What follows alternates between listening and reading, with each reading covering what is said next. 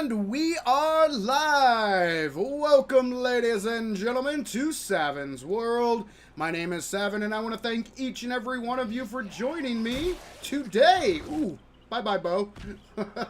Sorry, buddy. It's Friday, guys. You know what that means? It's stream time, baby. Oh, yeah. My favorite night of the week. Get to hang out with all of you fine folks, slay some zombie jerks, and have some pretty interesting discussions, which is exactly what we're going to be doing today. We're going to be discussing the upcoming changes in Alpha 21. Specifically, we're going to be... Oh, I see Bambi's daddy. Ha ha! Got it. All right, anyway. Oh, I had my sniper rifle on me. Why didn't you use that? Oh, well. Specifically, we're going to be discussing Bandits, and we're also going to be discussing the impacts of the new Drinking Water Rebalance system coming in Alpha 21. Going to be a pretty laid-back, relaxed stream, ladies and gentlemen. You're just going to be seeing me running around slaying zombie jerks. Got a variety of weapons. These are the weapons that I used during the Horde night last week when we were testing out the crawling Horde base, and that was a fun stream. Thanks again to Asmo from Asmo's World for joining me for that stream.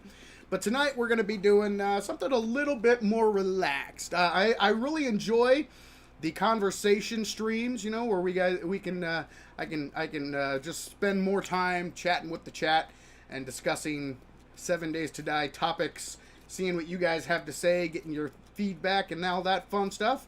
And that's exactly what we're going to be doing today. So before we jump into things, let me jump into chat and welcome some people to the stream. Patrick, welcome to the stream. Thank you very much for joining. Mirani, good to see you. Welcome to the stream. Rosie L, how you doing? Welcome to the stream. The Shadow Warrior 13, welcome. Thank you very much for joining. Old Crow Gaming, how you doing? 7 Days to Die. Or 7 Dies to Die. Yeah, I love it, love it, love it. Excellent. Exile, how you doing, man? Good to see you. Welcome to the stream. Spud, good to see you. Welcome to the stream. And Schneidi, how you doing, brother? Good to see you. Welcome to the stream. All right, guys. Bombchus, welcome to the stream. Thank you very much for joining. Before we get too far in, guys, I do have to say, I always try to lead with my mistakes, and when I make a mistake, I try to be open and upfront about it, and I did want to do that during this stream. But recently, I released the video about the impacts of the drinking water system, and I made a pretty boneheaded mistake during the video.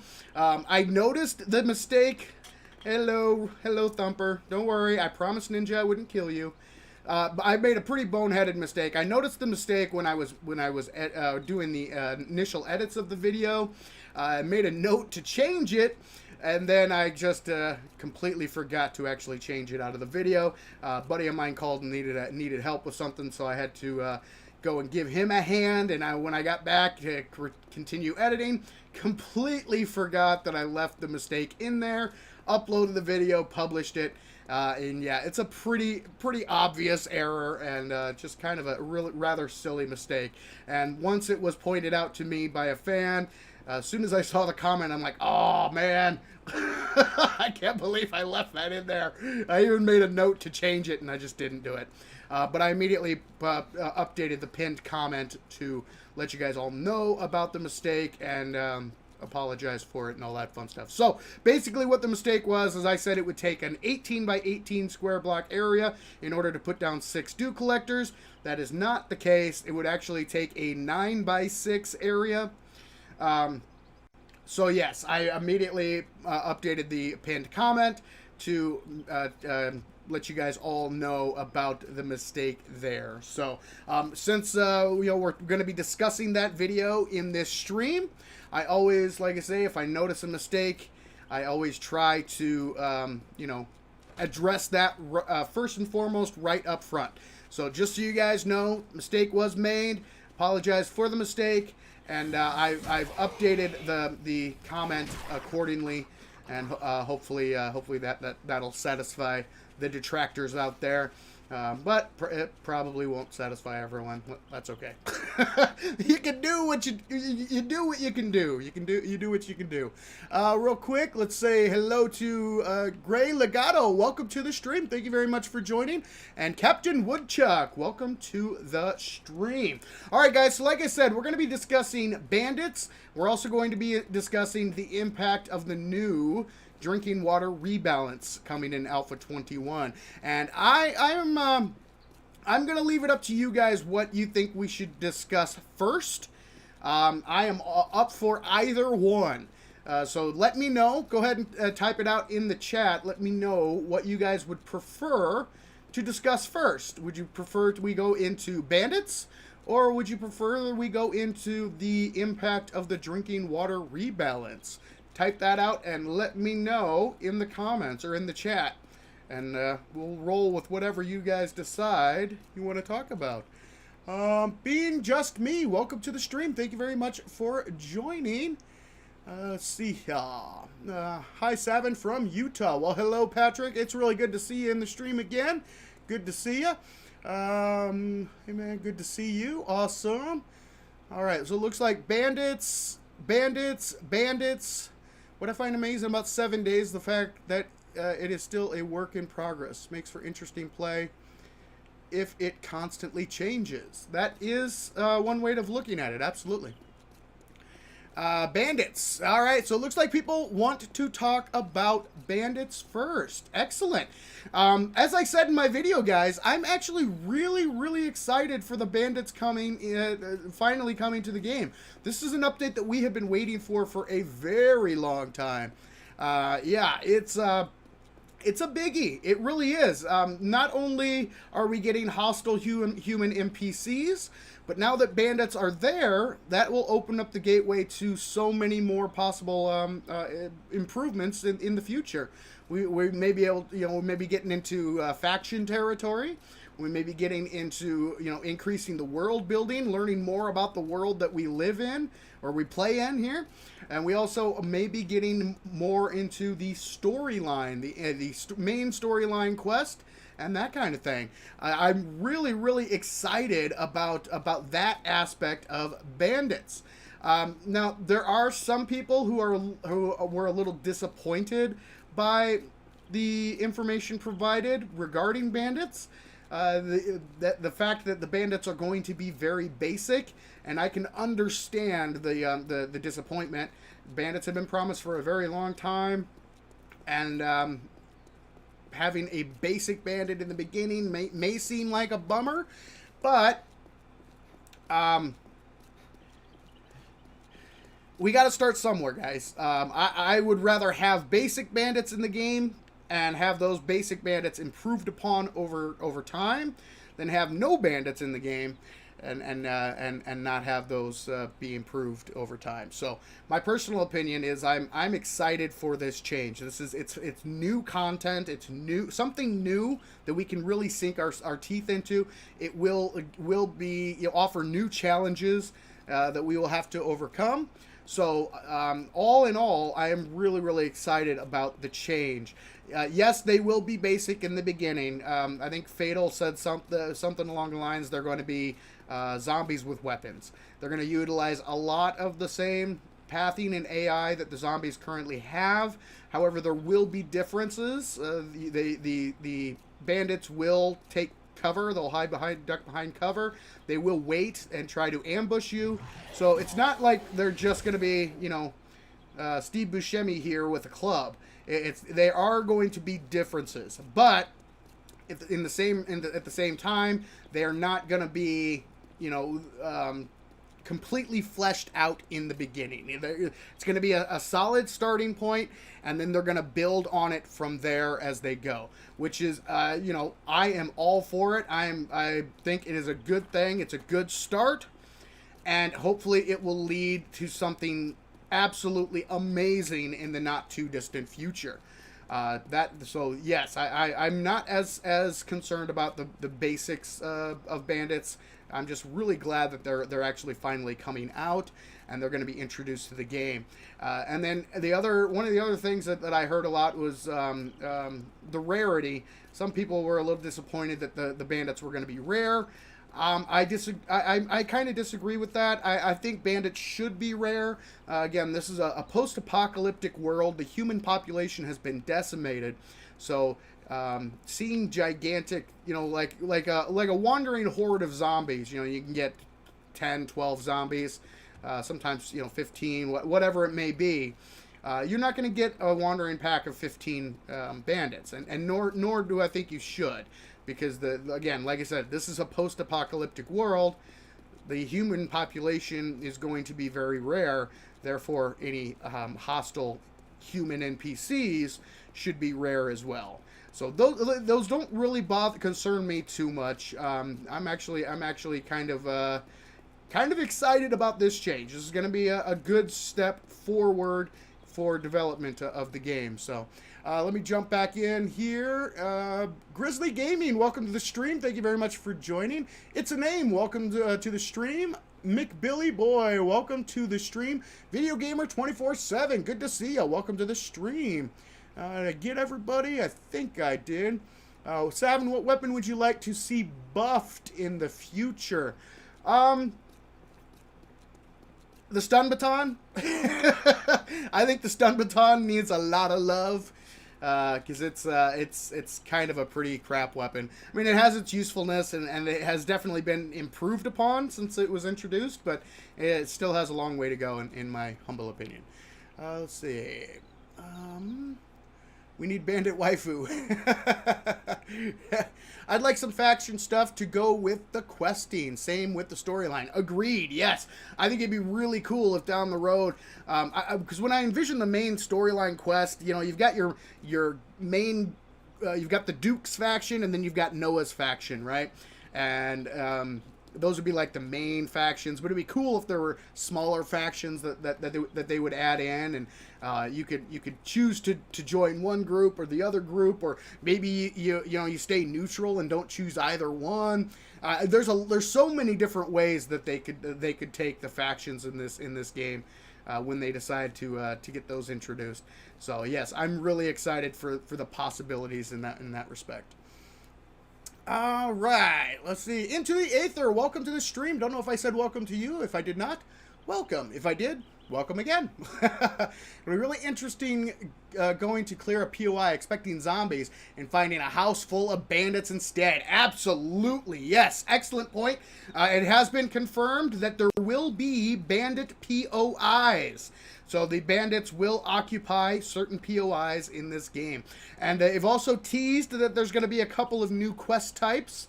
So we haven't gotten any details on that yet. As soon as we do, don't worry, ladies and gentlemen, I will let you all know. But it's conceivable to think that maybe with the new bandits, one of the new quest types might be involving bandits. So that would be cool. That would be cool. All right, let's keep on rolling here. I hope we get some new quest types. Oh, yep, with bandits, maybe restocking vending machines or something with a possible ambush. Yeah, see, and I'm like I said, they have hinted that there are new quest types, and we'll just have to see what they come up with. But yeah, absolutely. Let's see. All right, I'll be back later. I want to make sure I caught the stream. Hey, thank you very much, Gray Legato, for hanging out. If you miss any of the stream, guys, definitely check out Savin's World Live. That is where I repost all of the live streams. So if you miss anything and you want to go back and watch it, you can watch the all of the past streams that I do here on Savin's World. You can find those on Savin's World Live. So yeah, definitely be on the check out that site to catch anything that you may have missed. How long are you streaming for? I usually go for about 3 hours, three hours ish. Question is, will the bandits be like roaming hordes or hunkered down in POIs? From what I've read online, what they've said, it's going to be a combination of both. There are going to be bandit POIs, but there will also be wandering bandits as well. Now, they're not going to be hordes, like wandering hordes of zombies where there's a whole crap ton of them. There's probably only going to be a few in groups wandering around. So, maybe up to 4 or 5 at the most, if I had to guess. I don't know for sure. But the wandering bandits are not going to be as numerous as like wandering zombies out in the wild. But they will be out in the wild, for sure. Post-nuclear war, oh no more Hooter restaurants. Yeah, unfortunately, those are probably... it's going to be hard to find staff for those, I'm guessing. Fump Pimps need to include a Counter-Strike defensive bot for the bandits to be hardcore. Yeah, I'd be interested to see what they come up with.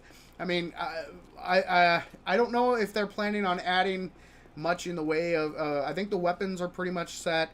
The robots and that kind of thing are pretty much set. I don't know if they're going to be adding any more traps or anything like that.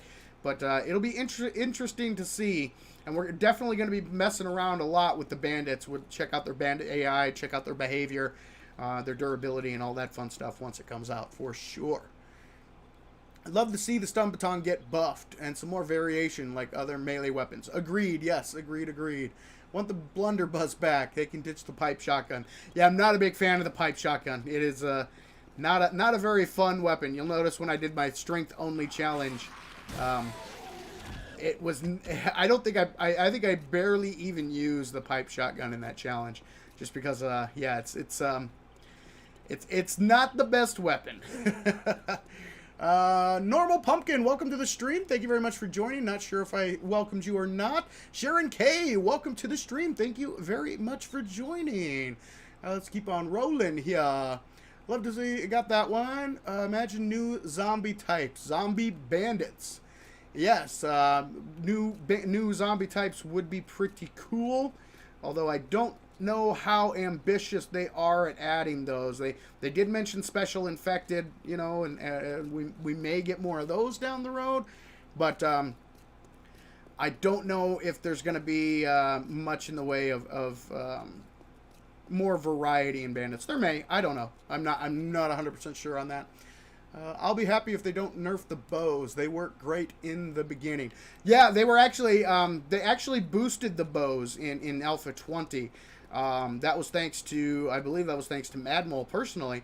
He played an archery build and did not like how the bows, especially early game, were very ineffective. So he took it upon himself to say, hey, let's bump these bad boys up a bit. So kudos for that, because they are much more effective in the early game now, for sure. Batons need a tier 3 weapon. Yes, I agree. I agree with that. Pipe shotgun brings things in line. It didn't make sense to have a single firearm with its own unique ammo, not used by any other weapon. I would agree with that. The blunder, I mean, it was... I like how they're kind of making everything, the tier system. I do enjoy that. I'm more just saying usefulness. The pipe shotgun is pretty bad, pretty bad. How about a machine gun shotgun? Hey, throw a fully automatic modifier in your auto shotty, and you pretty much got yourself a machine gun shotgun. I'm 14 minutes late. Had to finish Horde Night and Darkness Falls, but I'm here now. Well, I am glad you are, Sharon. Thank you very much for joining.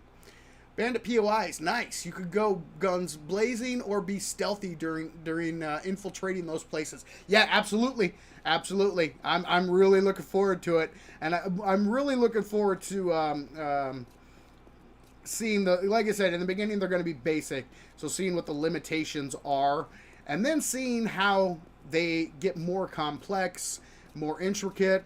They act more like human beings. That's going to be, you know, as they go down the road, I think that's going to be cool.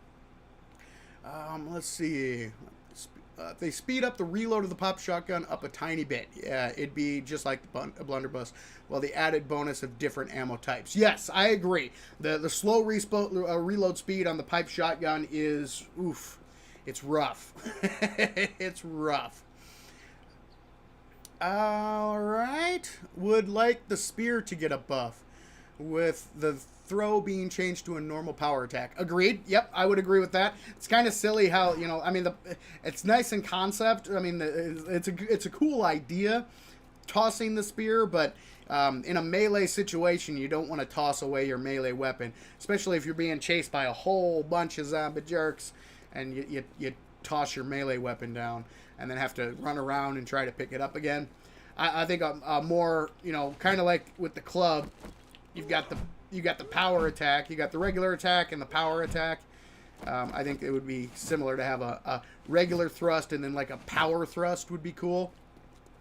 I kind of get what they were going for, trying to give the spear a unique flavor, not to do the same thing as all the other melee weapons in the game, but at the same time, it really, really drags down the usefulness of the spear, unless you have like a tool belt full of spears. So, and even then, it's not my favorite thing to do to throw the spear. All right, it'd be cool if bandits are rare, that they have lootable bodies like the old gore blocks. Yeah, I don't remember offhand whether or not the bandits will be lootable. I'm sorry, guys, I can't remember. I do believe this was discussed, but I honestly do not remember if we ever got a final answer on that and what that answer is. I know someone did say that the bandits, the ones the bandits carrying weapons and that kind of thing, that you will be able to pick up their weapons, but their weapons are going to be, pretty low quality weapons. So you can do it, but will it be advantageous? Who knows? So I do believe that is a possibility, but whether or not you can actually search the bandits, I'm not 100% sure on that. All right. Okay. Where am I at here? Still fairly new to the game, so I found focusing on spear bow in the beginning works for me. Downside is that hunting rabbits with the bow is hard at the moment. Yes, rabbits are tricky devils. Rabbits and chickens, they're great early game food, but yes, they are quick little guys. So can be tough to bring down for sure. And I agree. The spear in the very early game, the spear is actually not a bad weapon. It becomes less useful the further down the road you get, and when you get into the mid game to the late game, I would recommend steering away from the spear. But in the early game, the spear is a very, very effective weapon, especially with that is one instance where I would not. I would highly recommend crafting up 2 or 3. Probably 3 good quality stone spears, as high quality as you can in the beginning anyway, and then chuck those bad boys because they cost next to nothing to make, and if you happen to lose them, no big whoop. But as long as you keep a couple of them on hand, you can toss one and then switch to a backup to give them a little stabby stab. as you continue. So yeah, in the beginning, I think the spears are much more effective and not a bad weapon to use for sure. Let's keep rolling. How about the ability to launch nuke missiles at missile silo sites? Holdovers from the atomic war, or the nuclear war. You just light those bad boys off to finish the job. I will be happy. Oh, yep. Okay, that's where I was. I'll be happy to see variations for bandits, like Tier 1, where all of them are separate. And use pipe. I don't know what that word was supposed to be. Sorry, Rosiel. And use pipe weapons to Tier 3, where the bandits are defending the loot room, and use Tier 3 regular weapons. There are going to be tiered bandits. They are going to be kind of a Tier 1, Tier 2, Tier 3 kind of situation.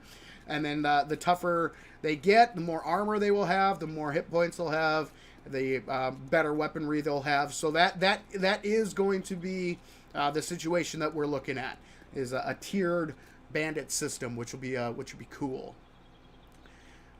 Machine pistol would be nice. I've tried throwing a full auto mod in the handgun. It just didn't fire very fast. Yes, that is true. That is true. To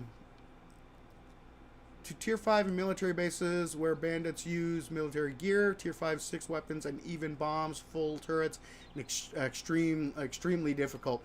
Yeah, and I wouldn't put it past them down the road to get to that point where there's going to be like highly fortified bandit POIs that will have really, really tough bandits that aren't your average run of the mill bandits you'll find like wandering around out in the world. That definitely could come down the road. There are so many possibilities now that bandits are going to be added to the game. So, I fully agree. Fully agree. Oh, there needs to be a katana in the game. Oh, I would love a katana. I don't think it's going to be added to the vanilla game. They think the devs have pretty much made it clear that the weapons are almost completely set. They're finalizing those now. What we have is what we're going to have. They look at the machete kind of like a katana-like weapon, so they don't feel the need to add in a katana. But, I fully get what you're saying and where you're coming from. Will bandits be sneaking up on you, or will they make noise like the zombies, I wonder? That is a very good question. I think in the beginning that they're going to have a lot more in common with the zombies than not. But as we progress and they improve the bandit AI, then I think it's very possible that we may get sneaky bandits, bandits that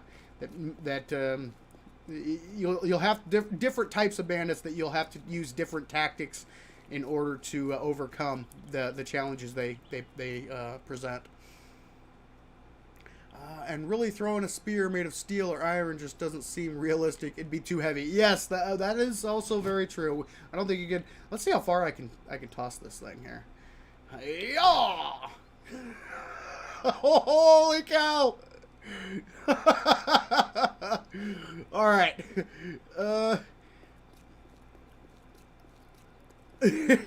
Yeah. To be honest, guys. Oh, look at that. That's 50, so we had to have thrown it like, what, 75 meters, maybe 100 meters? Quite a toss, man. Yeah, kind of hard to throw a steel spear that far, but hey. I'd say the stone spear is fine to have a throwing attack, but iron and steel should not. I agree. Like I said, that's one of the downsides with the spear is they're not nearly as effective the further you progress in the game, in my opinion. Although I got to be honest, guys, I don't use the spear very often. In the beginning, I may like I said, use the spear to get going, but I usually go clubs or the sledgehammer, sometimes knives. But yeah, even the stun baton, I've used that more, I think, than I have than I had the spear. But just me. Okay.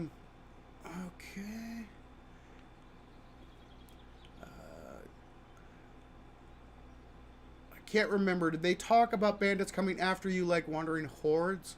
But they try to raid your base. They did say that bandits will be both. There'll be POIs, bandit POIs, so bandits inside POIs, and there will be wandering bandits out in the world as well. So they may operate like regular spawns, where you'll have the occasional bandit spawn in here and there, or they may act like the wandering horde mechanic, where they will spawn a group of them near your location on a timer, and those zombies head your way. So maybe they'll do the same thing with the bandits. They'll spawn a group of them, and then that group will head your way, and we'll see. I am very interested to see how the bandits work once 21 comes out, for sure. Okay. How about adding a knife to a rifle or machine gun and be able to add mods to the knife still? That'd be interesting. Kind of like putting a bayonet on your rifle. Yeah, I think that'd be cool. That would be cool for sure. Just call yourself Savin Brady with that spear toss. Yes. I think bandits are mainly meant to be out in the field. You might find wandering parties of them or in POIs. I think there was talk of events where you might have to rescue. Yeah, again, we kind of, they've hinted that there's going to be more activities surrounding, that are going to be added to the game surrounding bandits, but what those actually will be, we don't know quite yet. So we'll, if I learn any more info for you guys, I'll definitely let you know. But yes, we're as of right now, they're supposed to be POIs, bandit POIs, wandering bandits out in the wild, and they will be rare, so they're not going to be as plentiful as zombies, and they are going to start off a little basic, and then improve over time. All right, another NPC. Ooh. Hearing things. Sorry, guys. I think one of the main issues with melee weapons is that clubs are just too good. There's almost no incentive to really use anything else because of that. Yeah, if you're going for like most effective, I think the clubs overall are probably the best melee tree in the game currently. But I try to switch things up and try different play styles. I'm generally speaking, I don't for me personally, I'm only speaking for myself, but the absolute best isn't always my go-to consideration when deciding what build or what play style I want to try. And that's one good thing about this game, guys, is that you can try a whole host of different play styles and have fun, doing many of them. So, yeah, that's one thing that 7 days, that's really kind of sets 7 days apart. Or, it's supposed to, anyway. Red Soul, how you doing, man? Welcome to the stream. Good to see ya. A melee or shove with guns would be cool. I agree. Yeah, clubs are the go-to. I like sledgehammers, but you play a stamina game for a while with those. Agreed, yes. Sledgehammers can be extremely effective. They can be awesome. But in the beginning, even later in the game, they can be stamina hogs. You have to be very, very careful. You run out of stamina, and you are Dunsky. The zombies will overwhelm you and have you for lunch. Would be nice if javelin were weapons as a throwing weapon. Spears just make good pointy or pokey stabby weapons. We want javelins that stack in a carrier. Oh, that would be cool. Yeah, that'd be cool. Have a separate weapon type that you could toss like a javelin. That would be cool. Yeah, I think spears. I always call spears my my pointy sticks. I love stabbing things with my pointy stick. And I think that's what they should pretty much kind of to resemble the attacks of the other weapons, kind of fall in line with that. Again, like I said, I think they were trying to give the spears a little bit of a more, you know, unique flavor, set them apart from some of the other weapons. It just I don't think that, like, because every melee weapon has its own flavor. The clubs and sledgehammers are great for knockback, knockdown, that kind of thing. You got the stun baton that is great at stunning enemies. You have the knives that will inflict bleed, and then you have the spears that you know, you can toss. So every weapon does have its own unique flavor. I just think out of the melee weapons we have access to, the stabby stick is probably my least favorite in terms of the flavor of the actual weapon. Oh, and then you've got the knuckles, which, you know, you can they can be crazy fun. I have sometimes I have a hard time choosing what's my favorite. The steel club or the steel knuckles, just because I get just as much satisfaction smacking a zombie jerk upside the head with my steel club as I do punching them in their stupid zombie faces. So, all right, let's keep on rolling here. My advice in the early stages of the game: if you see bandits, don't try to fight them. Unless you really want to try and go for it. YOLO. yeah. I'm really excited to see what the bandits are gonna do and where they're gonna go. Because, like I said, I'm keeping my expectations, you know, in check. They are going to be very basic in the beginning, but hopefully they will get much more complicated, much more complex.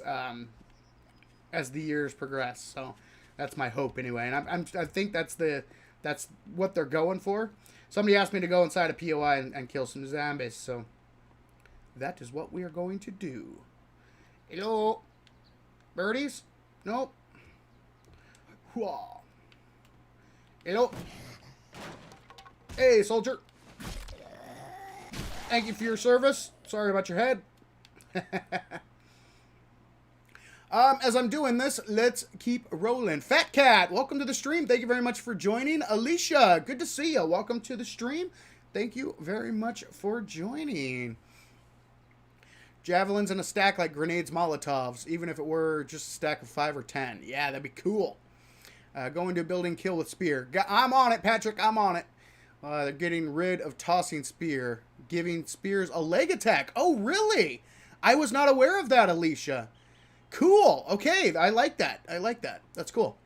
Nucks are fun. Soma, welcome to the stream. Thank you very much for joining. I do wish that there was a way to make the bleed from steel knuckles or weapons with serrated blades better. Maybe not exactly on par with deep cuts, but at least worthwhile. Yeah, I would agree with that. I rarely use, unless I'm using like the machete or hunting knife or even the bone knife. I rarely use the mods that give you extra bleed damage, just because unless that's your specific build, it really doesn't make. Oh, Marlene, you fall down, go boom. Poor gal. And you did. That's what you get for falling down, go boom. Yeah, so it really makes the spear. Actually, I completely forgot what we were talking about. My apologies. Did I get him in one hit? Nice. Ron. He did. All right. Okay. Yeah, but that's really cool. Alicia, let me know in chat. Where did you hear about them getting rid of the tossing spears? Was that posted on the forum? Maybe I might have missed it. That would be. I'd really be interested to hear where you got that. Oh, that's what I was talking about. The bleeding damage. Yeah, unless I'm actually using a bleeding type weapon, I rarely use the mods that give you extra bleeding damage. Just doesn't make it. Just doesn't. It's just not really worth it in my opinion. On a YouTube. Oh, okay. Did whoever made that video, did they say where they got that information from, or is it yeah, because I would love to find out where that came from, and if just to clarify that it is actually happening, because I think that would be kind of cool. How about exploding spears?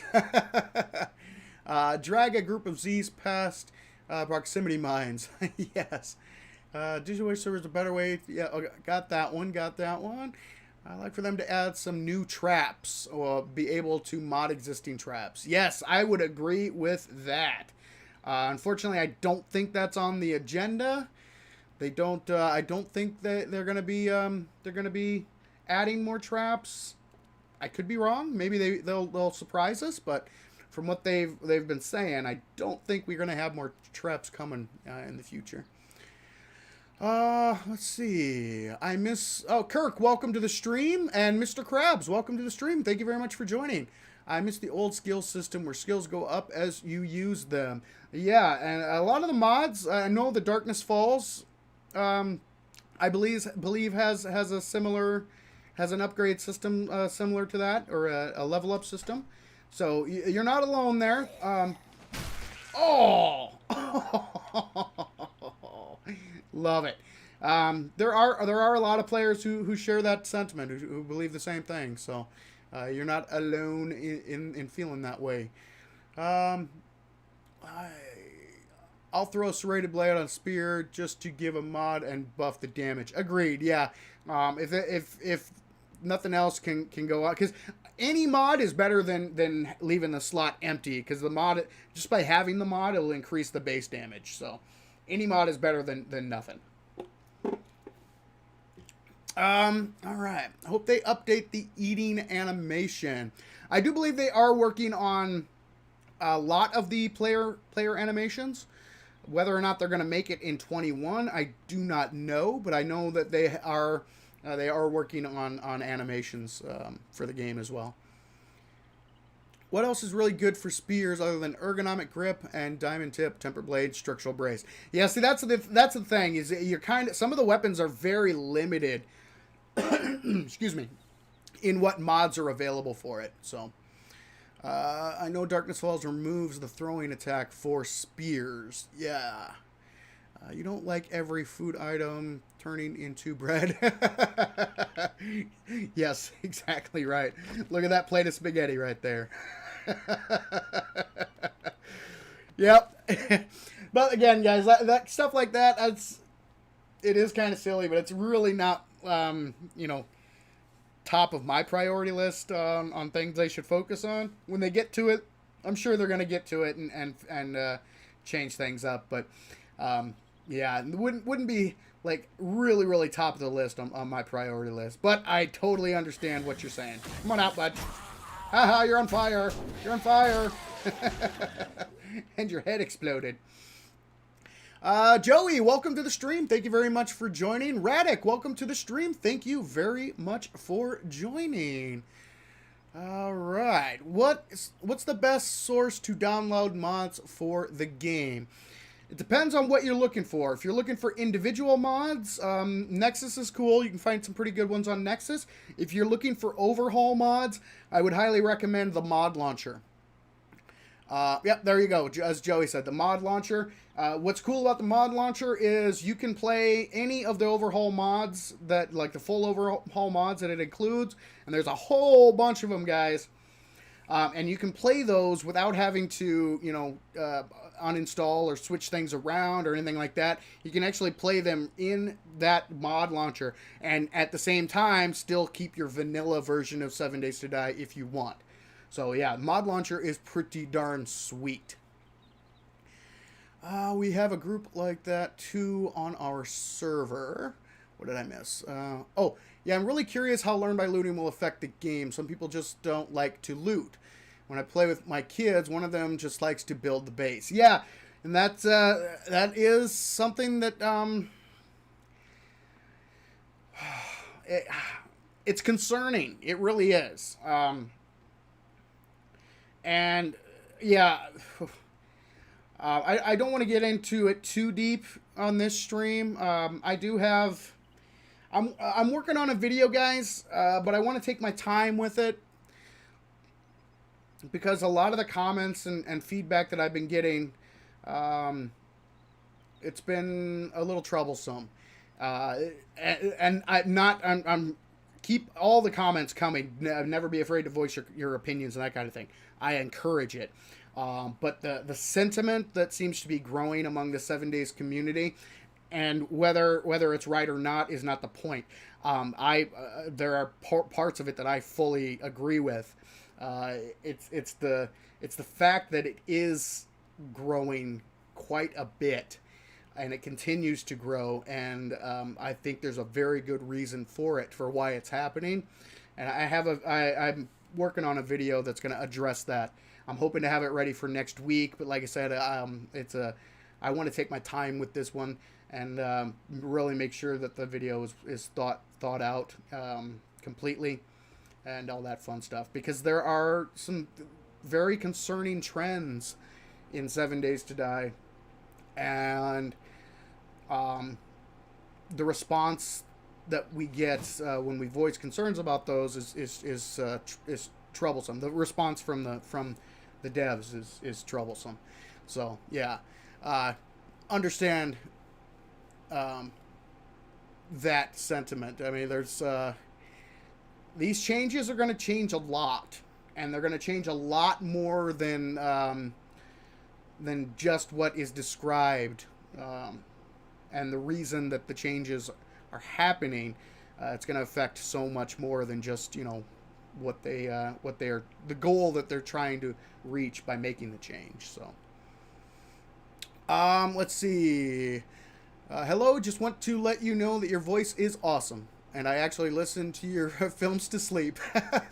Also, have you thought about making some more 7 Days to Die ads like you did some time ago? Yes. Well, first of all, thank you very much for the kind words. I appreciate it.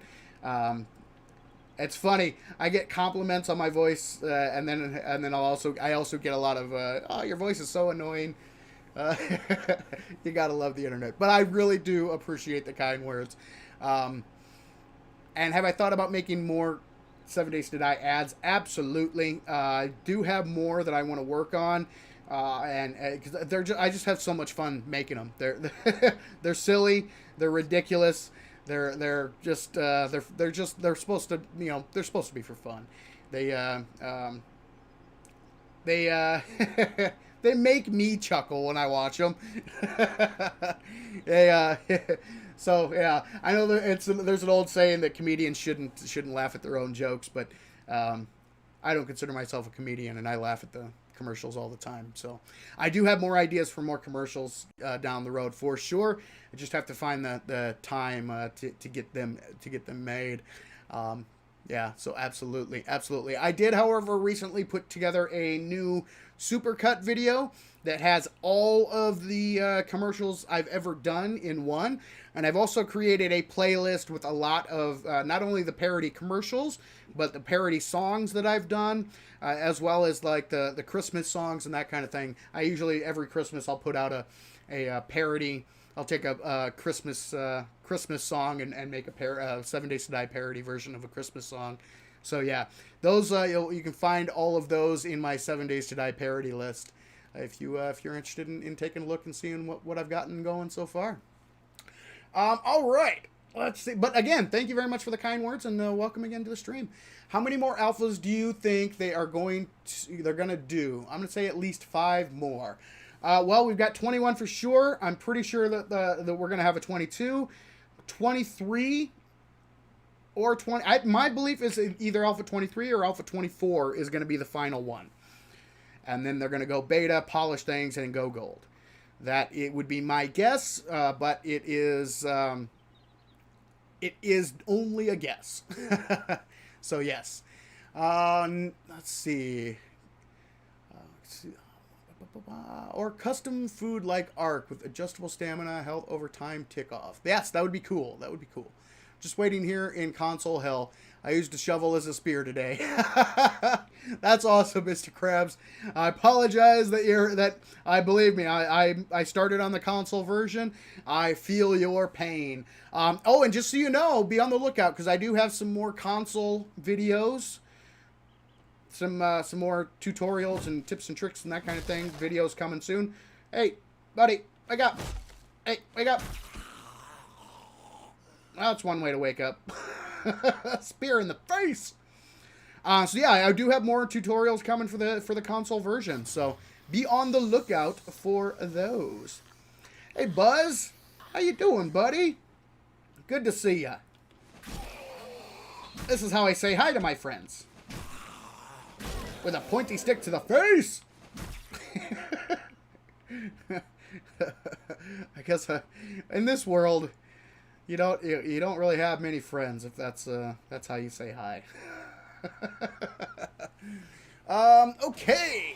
Whoa. Hey, I was reading chat. You jerks. No.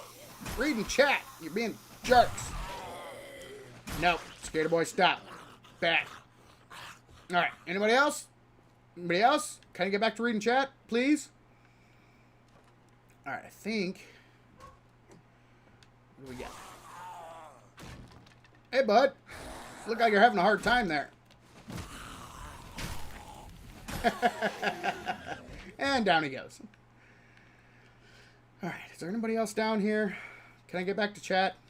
Hello? Hello? Hello? Oh, I heard you. Oh, there you are. Hey, buddy. Stabby in the face. All right. Back to chat. All right. Thanks. I might try that. Awesome. Nexus is always great. Yes, it is.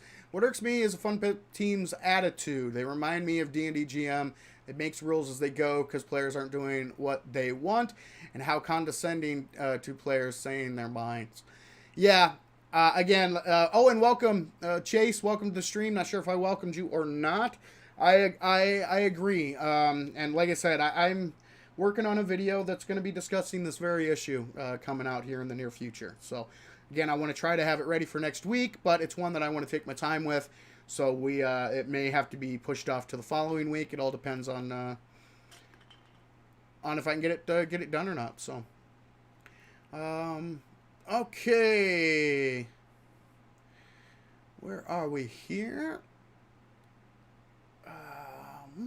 I wish Steam had a workshop for 7 Days to Die. That way you could download mods from there, just like other games, like Gary's mod. I believe they're planning on that in the future. I believe. Not 100%. Excuse me. Not 100% sure about that, but I believe that is the plan for the future. Granted, the looters can bring back books, but the looters are likely going to be putting their points into finding books they want most, which is going to hurt those who stay behind. It definitely could. Not only from the devs, but even some of the community that strongly supports the devs. Agreed. Yeah, guys, past couple of days I've been going down the forum rabbit hole, and yeah.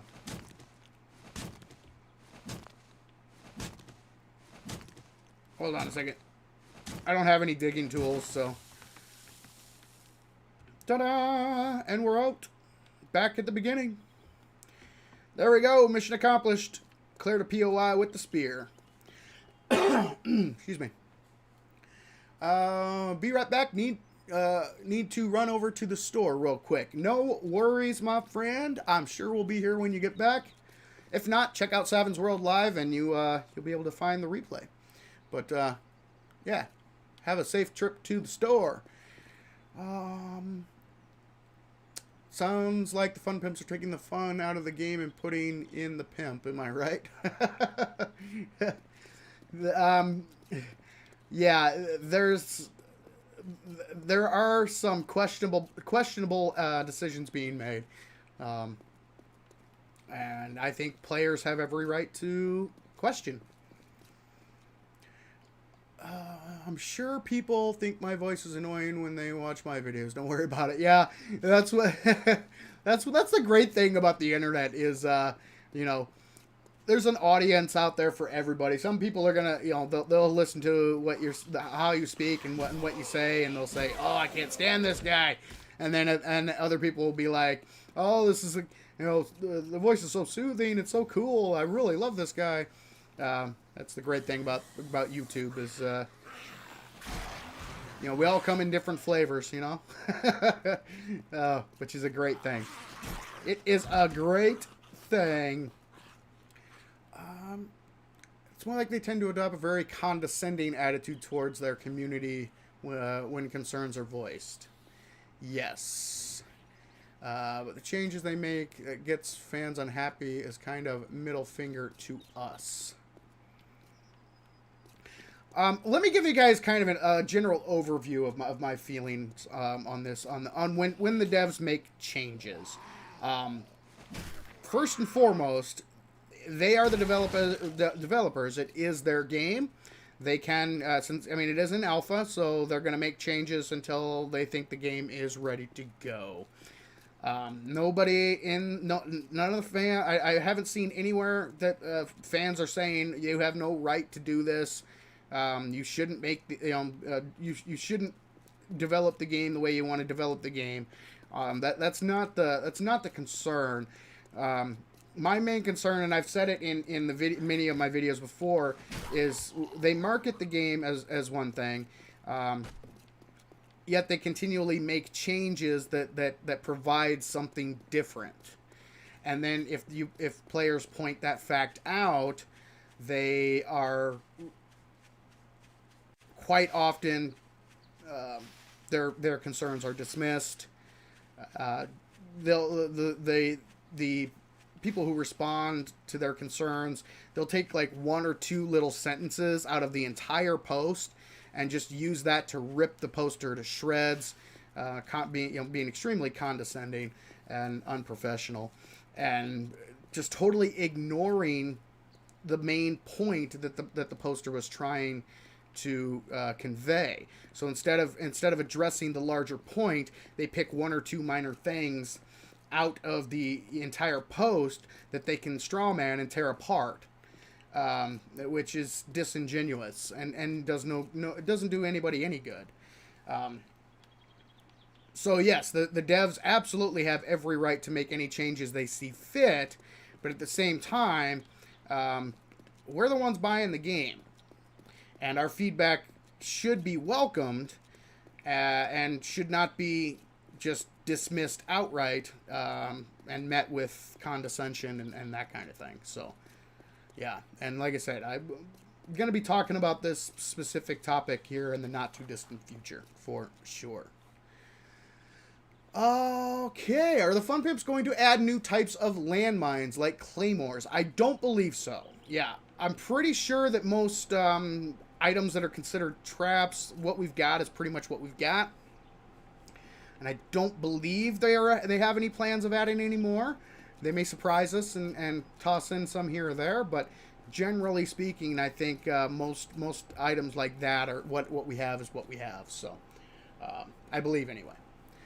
Okay, I'm sure some people think oh yeah, I already got that one. I thought the game before I bought the game before the re-release. Thought there would be updates. 2 years, I think. Someday they will finish. Sweet.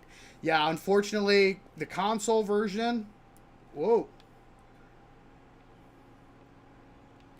Got a whole bunch of lag there for a second. The console version, current console version, is what it is. It's not going to be getting any updates. But what the Fun Pimps have said is that once the game goes gold, that they will re-release a new console version on the new console type, so like the PS5 and that kind of stuff. So it's going to be a new game, not an updated version of the current games. Okay, I would have thought they would have made console more of a priority. Everyone has been waiting so long for a little update. Yeah, I've discussed or I've talked about the console version in the past. Um, they were the whole situation all around is crappy, and I don't necessarily blame the Fun Pimps for how everything went down with the console version. However, I think that the way that they handled it and their communication regarding the console version was, left a lot to be desired, especially early on. They finally did come out and clarify that no, there will be no more updates for the console version. It is what it is. But if you go back and watch the history of how that all played out, they were not very quick to respond. They stayed silent about it for quite a while. So, and that's unfortunate. I think a lot of the console backlash could have been minimized if they would have just taken it head on and explained what was going on right at the beginning. Now, perhaps for legal issues, they were not allowed to. That's possible. I don't know.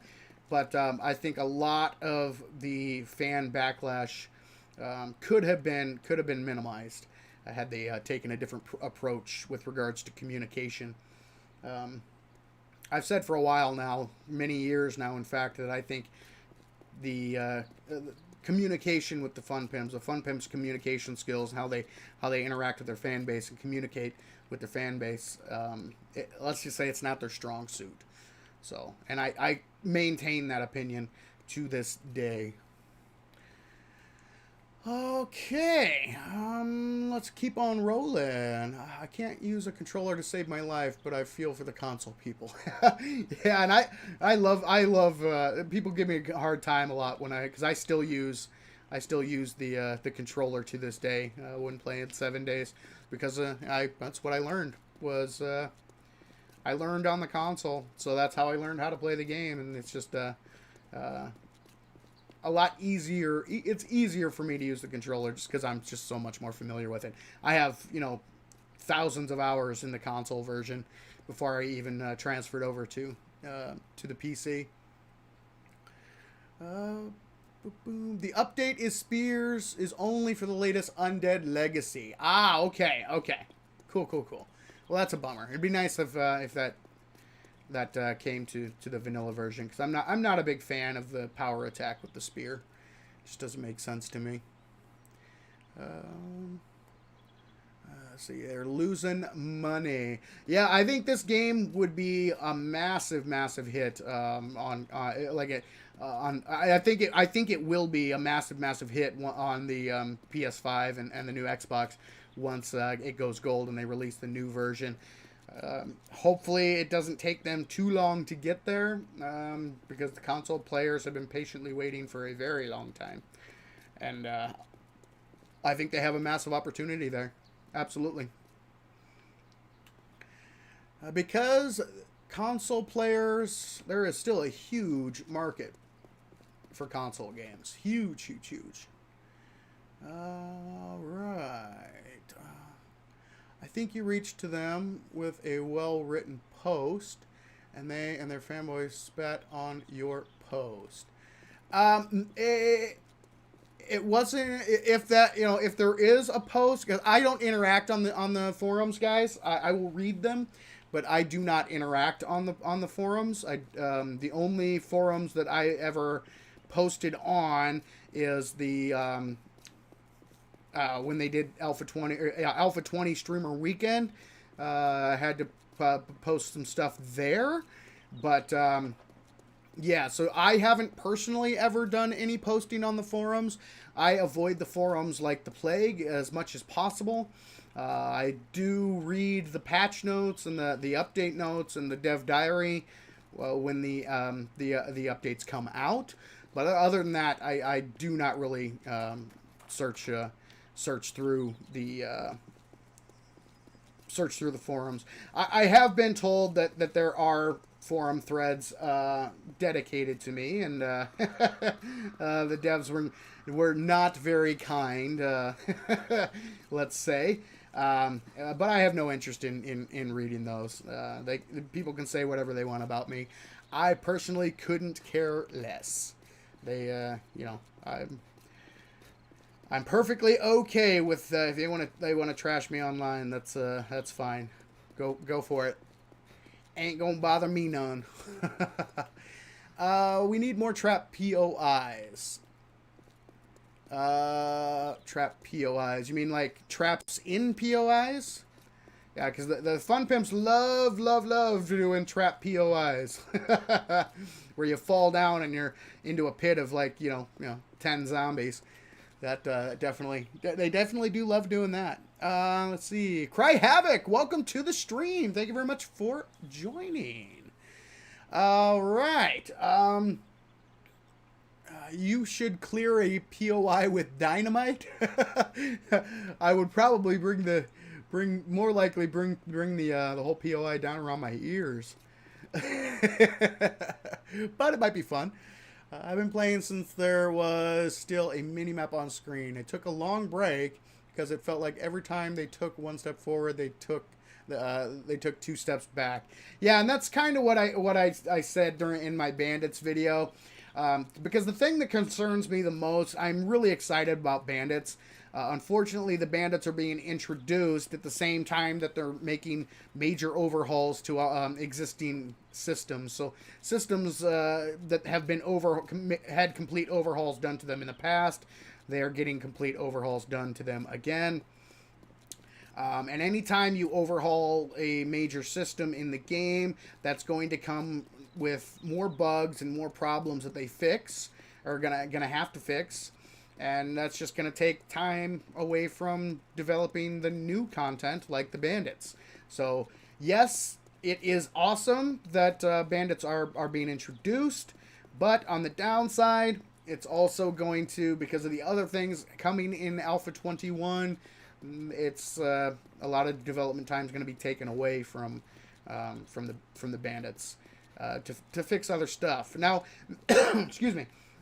That may not be the case. Maybe they have a team of people dedicated specifically to Bandits. They have said that they are constantly increasing their team, and maybe they will have people dedicated exclusively to improving Bandits, and the other changes won't necessarily take away from development time. But at the same time, if those bugs didn't exist, then anybody that they put on those bugs could be put on improving, either improving the Bandits or adding more stuff to the game that still needs to be added. So I don't see how it won't increase the development time. I mean, it just kind of makes sense that it will. But again, I could be wrong. Could be no change at all with regard to time. We shall see. For Sterling, welcome to the stream. Thank you very much for joining. I'm going to keep on going on chat here. I understand why the Fun Pimps is on the defensive. They are a group of people that have a 9-year game still in alpha. Are they going to be testy about it? Yeah, I think they.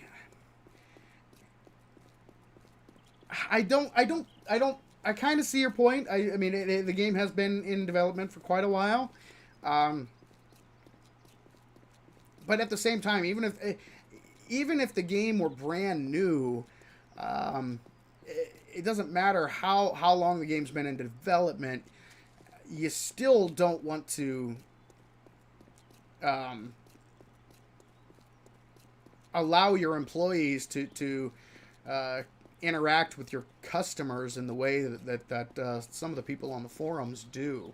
It's highly unprofessional, and it gives the company overall a bad name. It puts a sour taste in the mouth of the consumers. So whether they were brand new or they were a highly established company, I think it's bad any way around. But again, that's just my opinion. I don't understand the logic behind it. And unfortunately, it's not a problem that is exclusive to the Fun Pimps. It's a pretty. It hits so many development companies. This this attitude. It's pretty universal through a lot of game development companies nowadays. It's kind of the state of play. Pardon to turn a phrase or to borrow a phrase from PlayStation. It seems like it's more the norm nowadays. Okay, so have we got any news about snow farming for water then? Yeah, well, I think we're going to get into that discussion in the second half of the stream. So I'm going to take a break here in about 15-20 minutes, and then we will get into the drinking water update. I think we've discussed Bandits, done a pretty good job of discussing the Bandit situation, and you know, I think it's about time we'll switch over. So yeah, I'll take a break here in about 20 minutes, and then we'll switch up the topic. So yeah, we haven't discussed that yet, Cry Havoc, but we will discuss that here in just a few minutes, and even collect them from the dew collectors. Simple as that. I must have missed one. The only thing I'm not happy with is the fact they're removing empty jars. Yes, yeah. And again, Video Gamer, we'll definitely get into that here in just a second here. I gave up on vanilla and played the mod created by Subquake. It's extremely immersive and tough as nails. Now, is Subquake, is he the Undead Legacy creator? I forget offhand. I know Kane does Darkness Falls. Is Subquake Undead Legacy? I believe. Correct me if I'm wrong. Not you. Welcome to the stream. Thank you very much for joining. And Anthony, good to see you. Welcome to the stream. Old Crow, welcome back, brother. Welcome back. All right. But I gotta say, some of my favorite games took 10 years to develop. Yeah, I agree. You know, there's nothing wrong with taking the time to develop the game properly. I would rather them get it right and release a solid, stable product than try to rush things and release a giant buggy mess. I 100% agree with that for sure. All right. So about the glue, now that jars are non-existent, we would assume change the ingredients necessary to make glue, or at least make it easier. All right, so it sounds like pretty much everybody's ready to go and talk about the drinking water update. So let me run through the rest of this non-glue related chat, and then we'll switch topics and get into the impacts of the drinking water update. All right, so adding relevant storyline after 9 freaking years of development. Why, man? Why? The devs are quickly becoming trash tier. My friends and I won't play Alpha 21 until overhaul mods come out to fix this. And you're not alone, not you. There's been a lot of players saying that. Yeah. I found the topic I was referring to. Someone who posted your video. And the mods and fans trashed you, called you a typical console player. Yeah, it doesn't surprise me. It doesn't surprise me. What I find interesting, and yeah, someone informed me of these threads a few days ago as well, and it doesn't surprise me. After, you know, because I did a little bit of a dive. I won't read those threads. I couldn't care less what they say about me.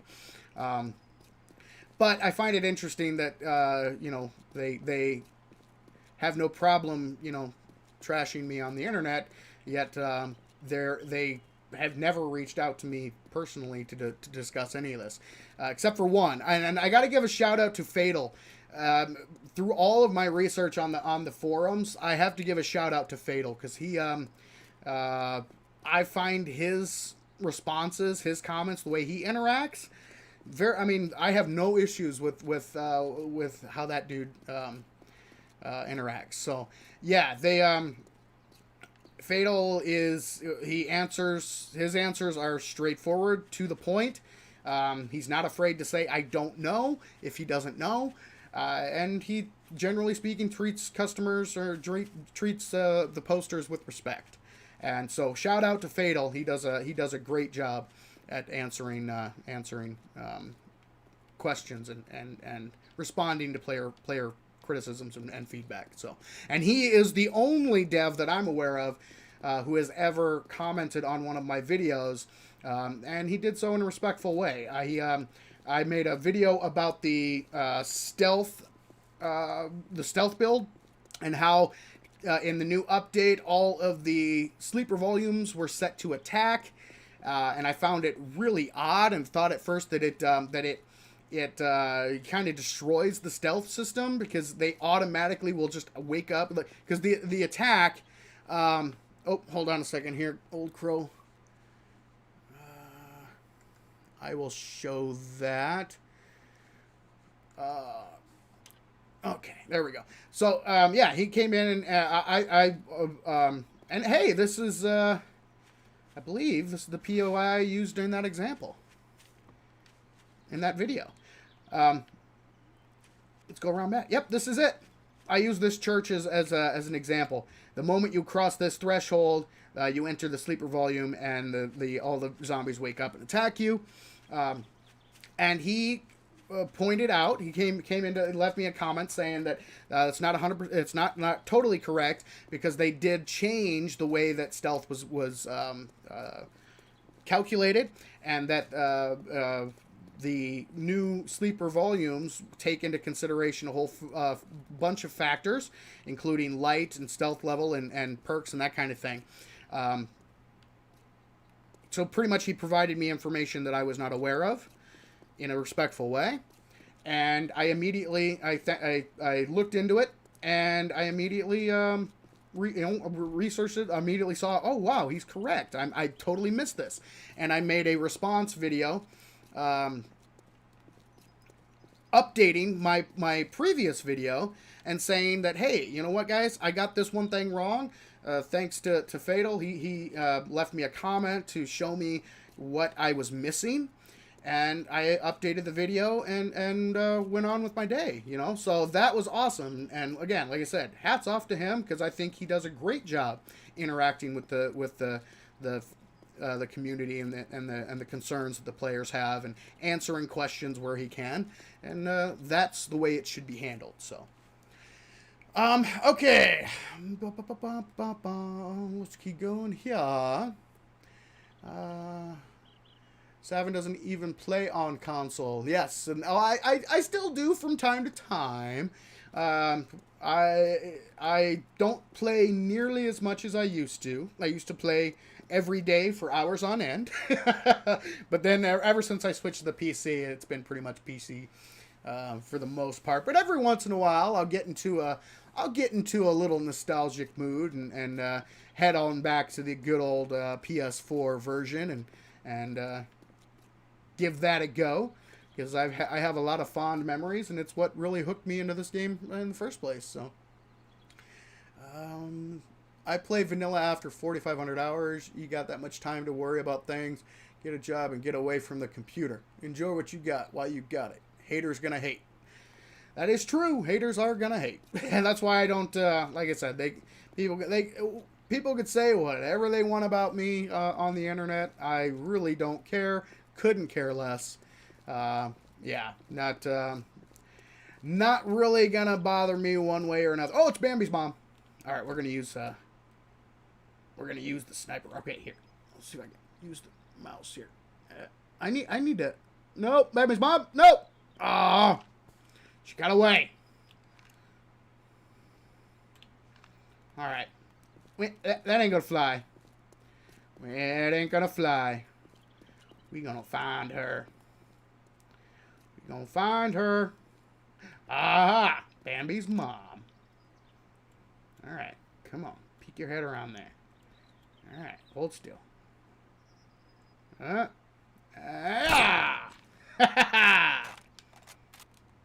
Now, I promised Ninja I wouldn't kill the rabbits. I didn't say anything about Bambi's mom or Bambi's dad or Bambi. Every single one of them will die. Let's see. Let's keep on rolling. Zoe, welcome to the stream. Thank you very much for joining. Not sure if I said welcome to you or not, but welcome. Aside from the condescensions, they seem to have a heavy squirrel moment where they spend time developing one system, then suddenly they decide to trash it and do an entirely different thing. Yeah, it does seem like they have. They say all the time that they have a vision for the game, and it just seems. I have a hard time following what that vision is. You know, very tough. It'd be kind of nice if they would clarify. You know, kind of clarify what that vision is, because it's hard to follow sometimes. I love your videos, and your vids are better understood than Die 42. Well, I appreciate that. Roland typically seems to be the main person on their forums who has no qualms about being a... Yeah, there are a few of them on the forums that... it amazes me that the Fun Pimps allow these people to speak for them, because it's like, wow. Some of the things they say is just like, now, I mean, don't get me wrong, guys. It's the internet. You're going to deal with trolls. But it's like they treat anyone who has a differing opinion as if they're just a troll there to troll the forum. Yeah, it's crazy. It blows my mind, really. When I first read some of this stuff, I'm like, what? they are okay that this is being said about their player base, that these things are being said about their paying customers. Okay. Okay. Yeah, so it is kind of crazy. All right. Leave things alone works, and work on things we actually want to see in the game. See, yeah, I mean, I don't mind them trying new things and then that kind of thing, but at the same time, they need to add in the missing ingredients, you know, and get this game finished, get this game finalized. Why am I hearing a wolf? I'm hearing things again, guys. I'm hearing things again. Let's see. The combat. It is cool when developers can interact with the community, even if it's through streamers, YouTubers.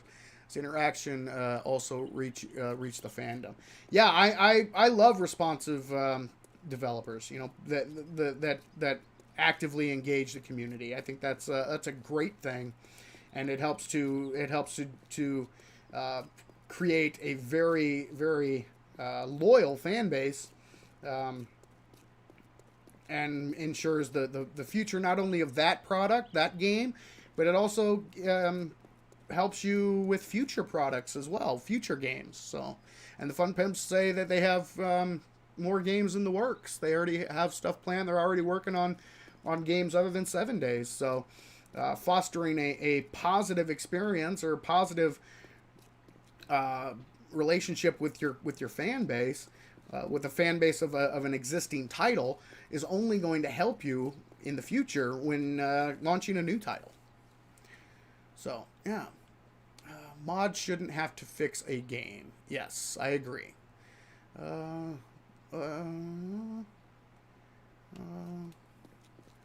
Okay. Bambi, or Bambi's cousin Steve. Yeah, I say screw all the deer in this game. They're all going down. Got my sniper rifle. Take him out with an SMG. If we get close enough, I'll smack him in the face. They're all going down. All right. I gotta say that the water fix kind of saddened me. I mean, yes, definitely. Okay, so yeah, we're about ready for break time, I think. So I think I'm going to take a quick 5-minute break, guys. If you haven't yet, make sure and hit that like button. Let YouTube know that you're enjoying the stream so far.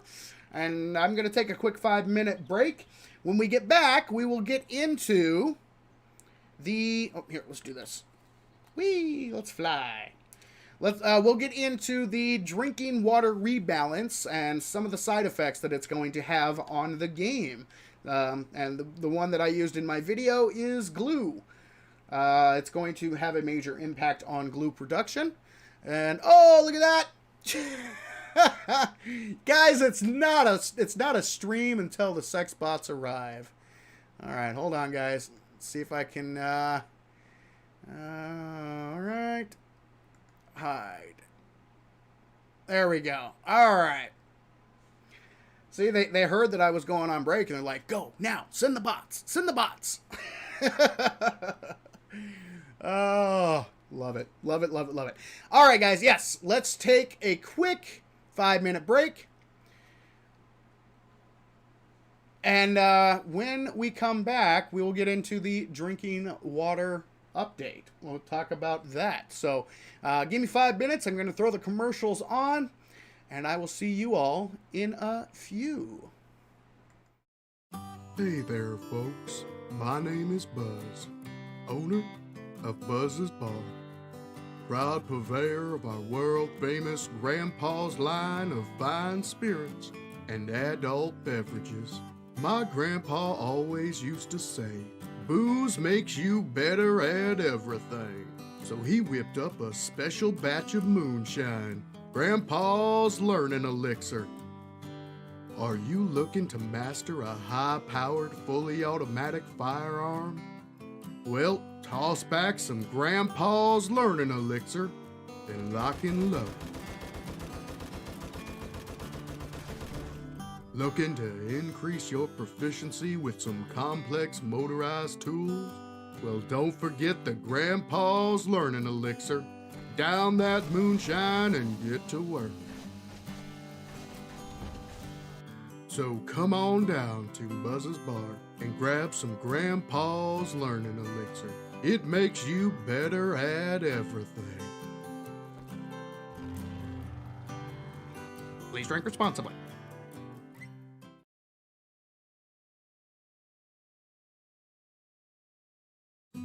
Hey there, folks.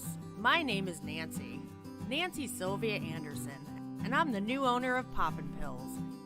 Our beloved founder Jared, who chased a squirrel into the forest and was never seen again, always believed that it was our duty to offer only the best in pharmaceuticals to our customers. And what better way to ensure that quality than by partnering with our supplier, Higashi Pharmaceuticals? I mean, if you can't trust an international mega corporation, then who can you trust? Higashi maintains the highest standards of animal testing performed in the most ethical and humane conditions. They use the latest methods and technology to research and develop life-saving and beneficial pharmaceuticals, like our brand new anabolic steroids, guaranteed to make you jump higher, run faster, and perform extraordinary feats of strength with absolutely no long-term effects whatsoever. So in the words of our beloved founder, come on down to Poppin' Pills and do some drugs.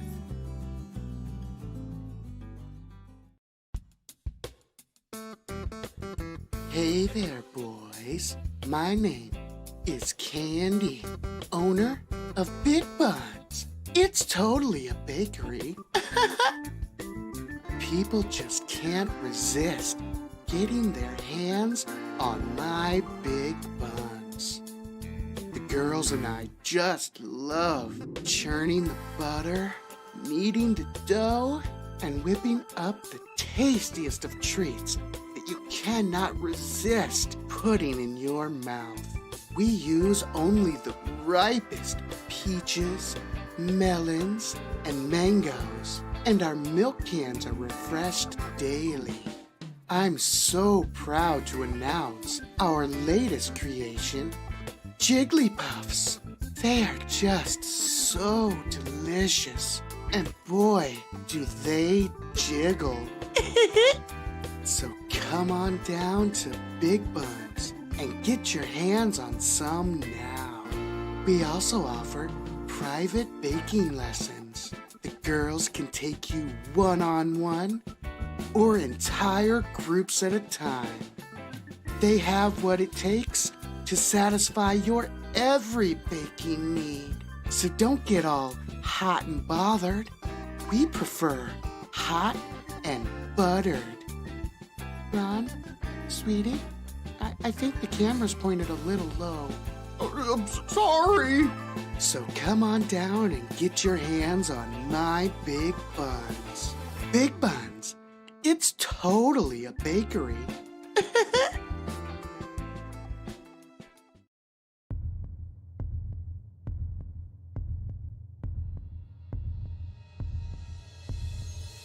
We live in a savage world.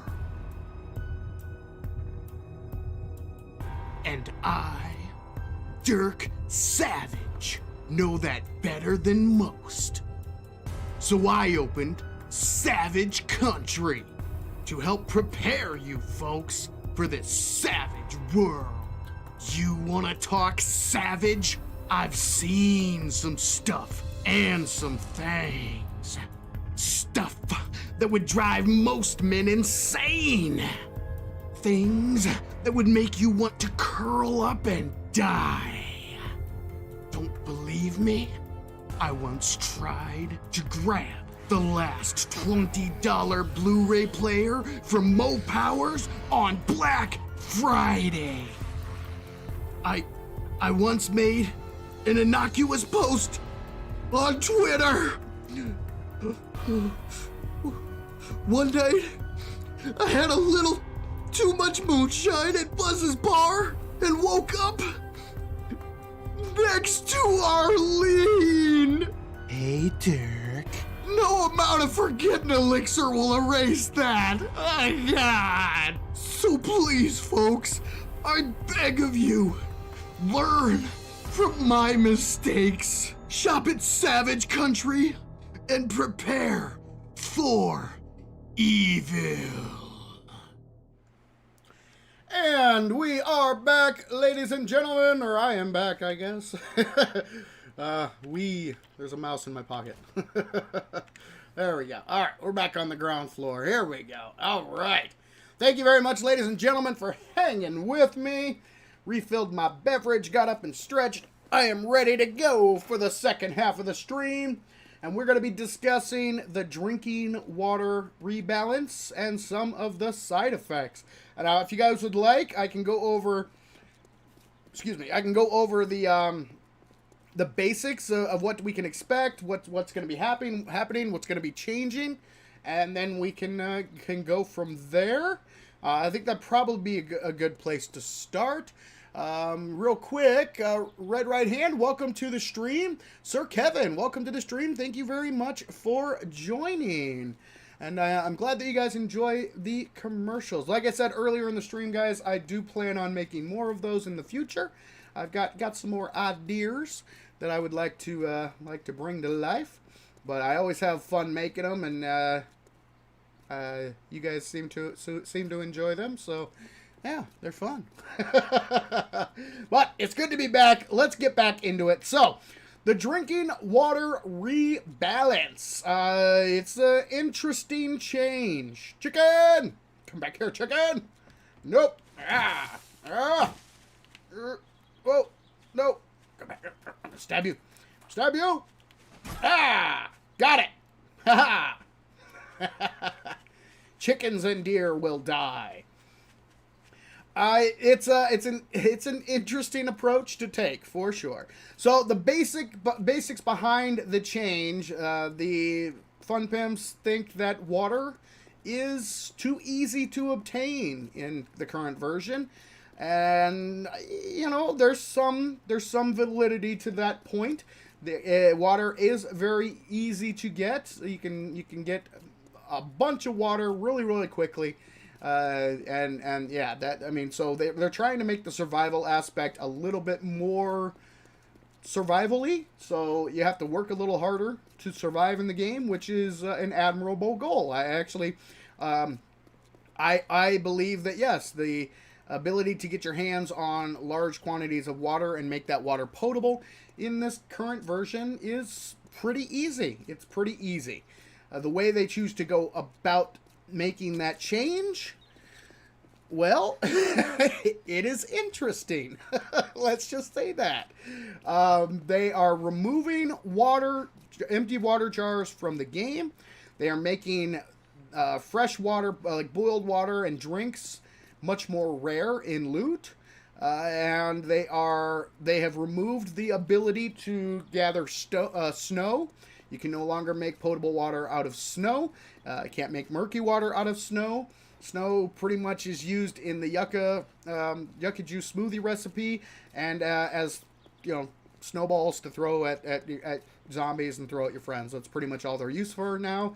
You can no longer dig up a whole bunch of snow to cover your water needs. You actually have to, if you want to set up a sustainable source of potable water, you have to craft yourself the new workstation, which is the dew collector.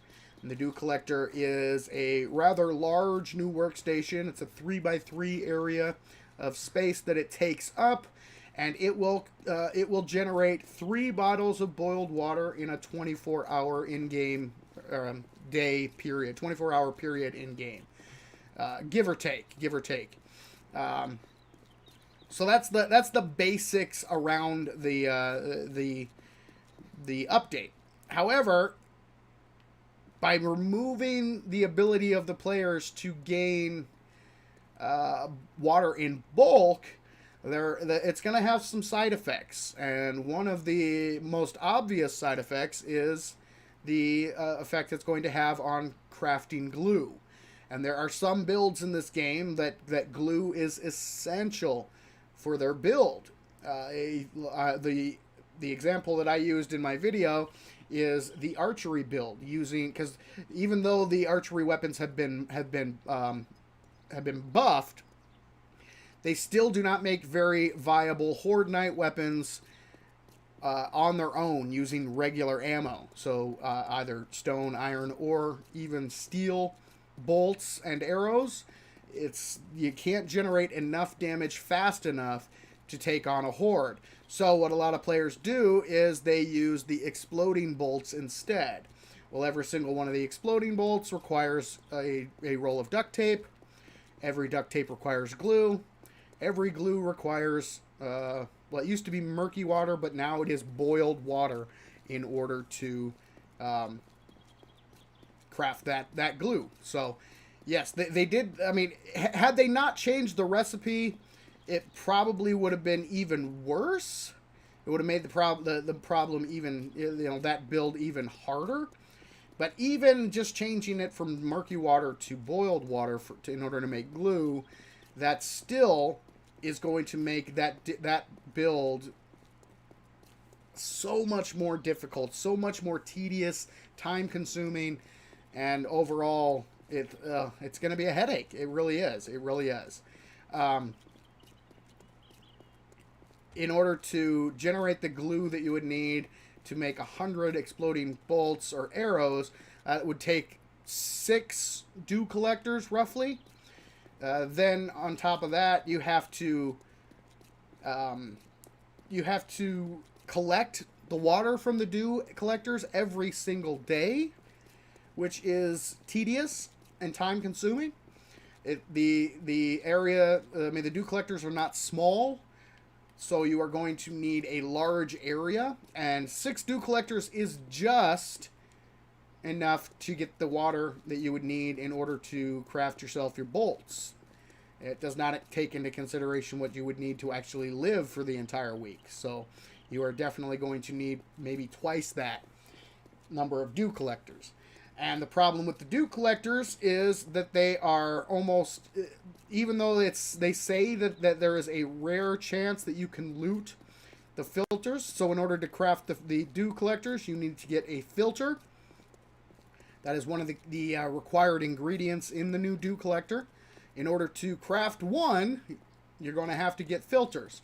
The best way to get filters is by doing trader quests or purchasing them from the trader, meaning that they're putting even more focus and attention on the trader instead of minimizing that. The traders are going to be, they're already kind of the center point of the game.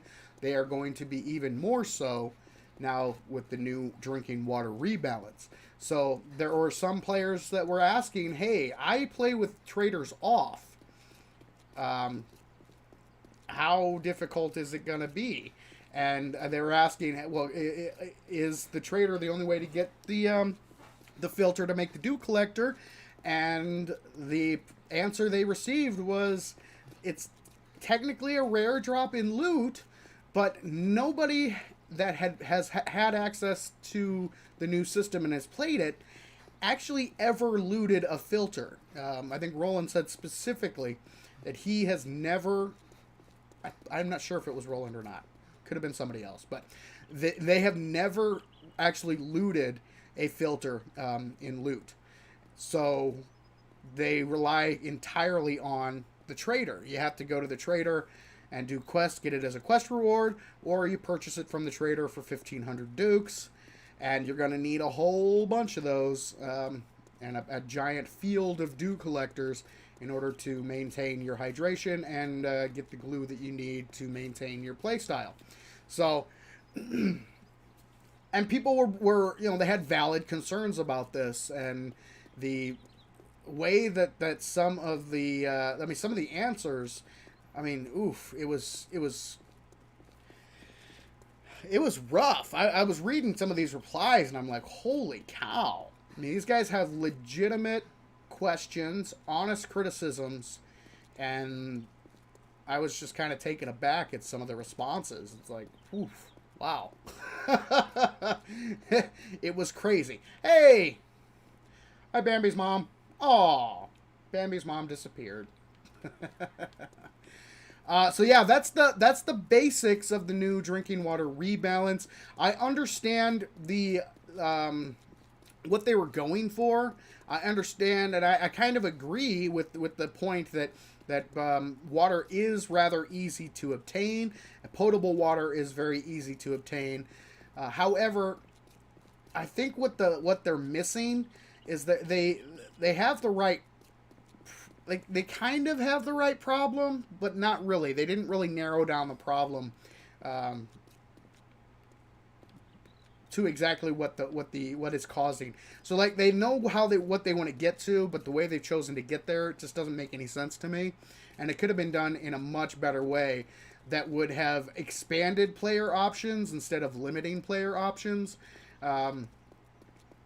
But unfortunately, they chose to go the way that they chose to go, which is removing the glass jars, adding in the dew collector, which can only be crafted almost primarily by doing trader quests and purchasing items from the trader.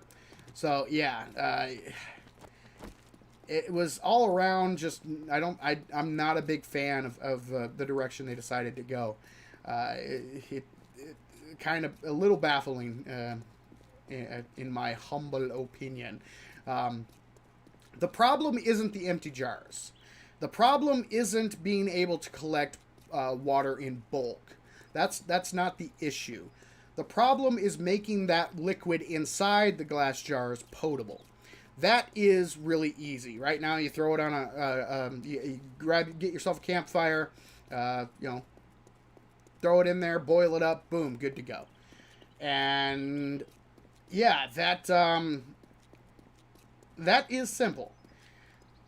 They could have easily just made it more of a process to make that water potable instead of just removing all of this stuff from the game. They could have added, instead of the dew collector, they could have added in a new filter system, right? So you need, it could even have like a tiered system of different filters that you can do, where in order to make the water potable, not only do you have to boil it, before you boil it, you have to filter the water as well to get all of the minerals and all the other stuff out of there. So, yeah, there's so many different ways they could have gone about it.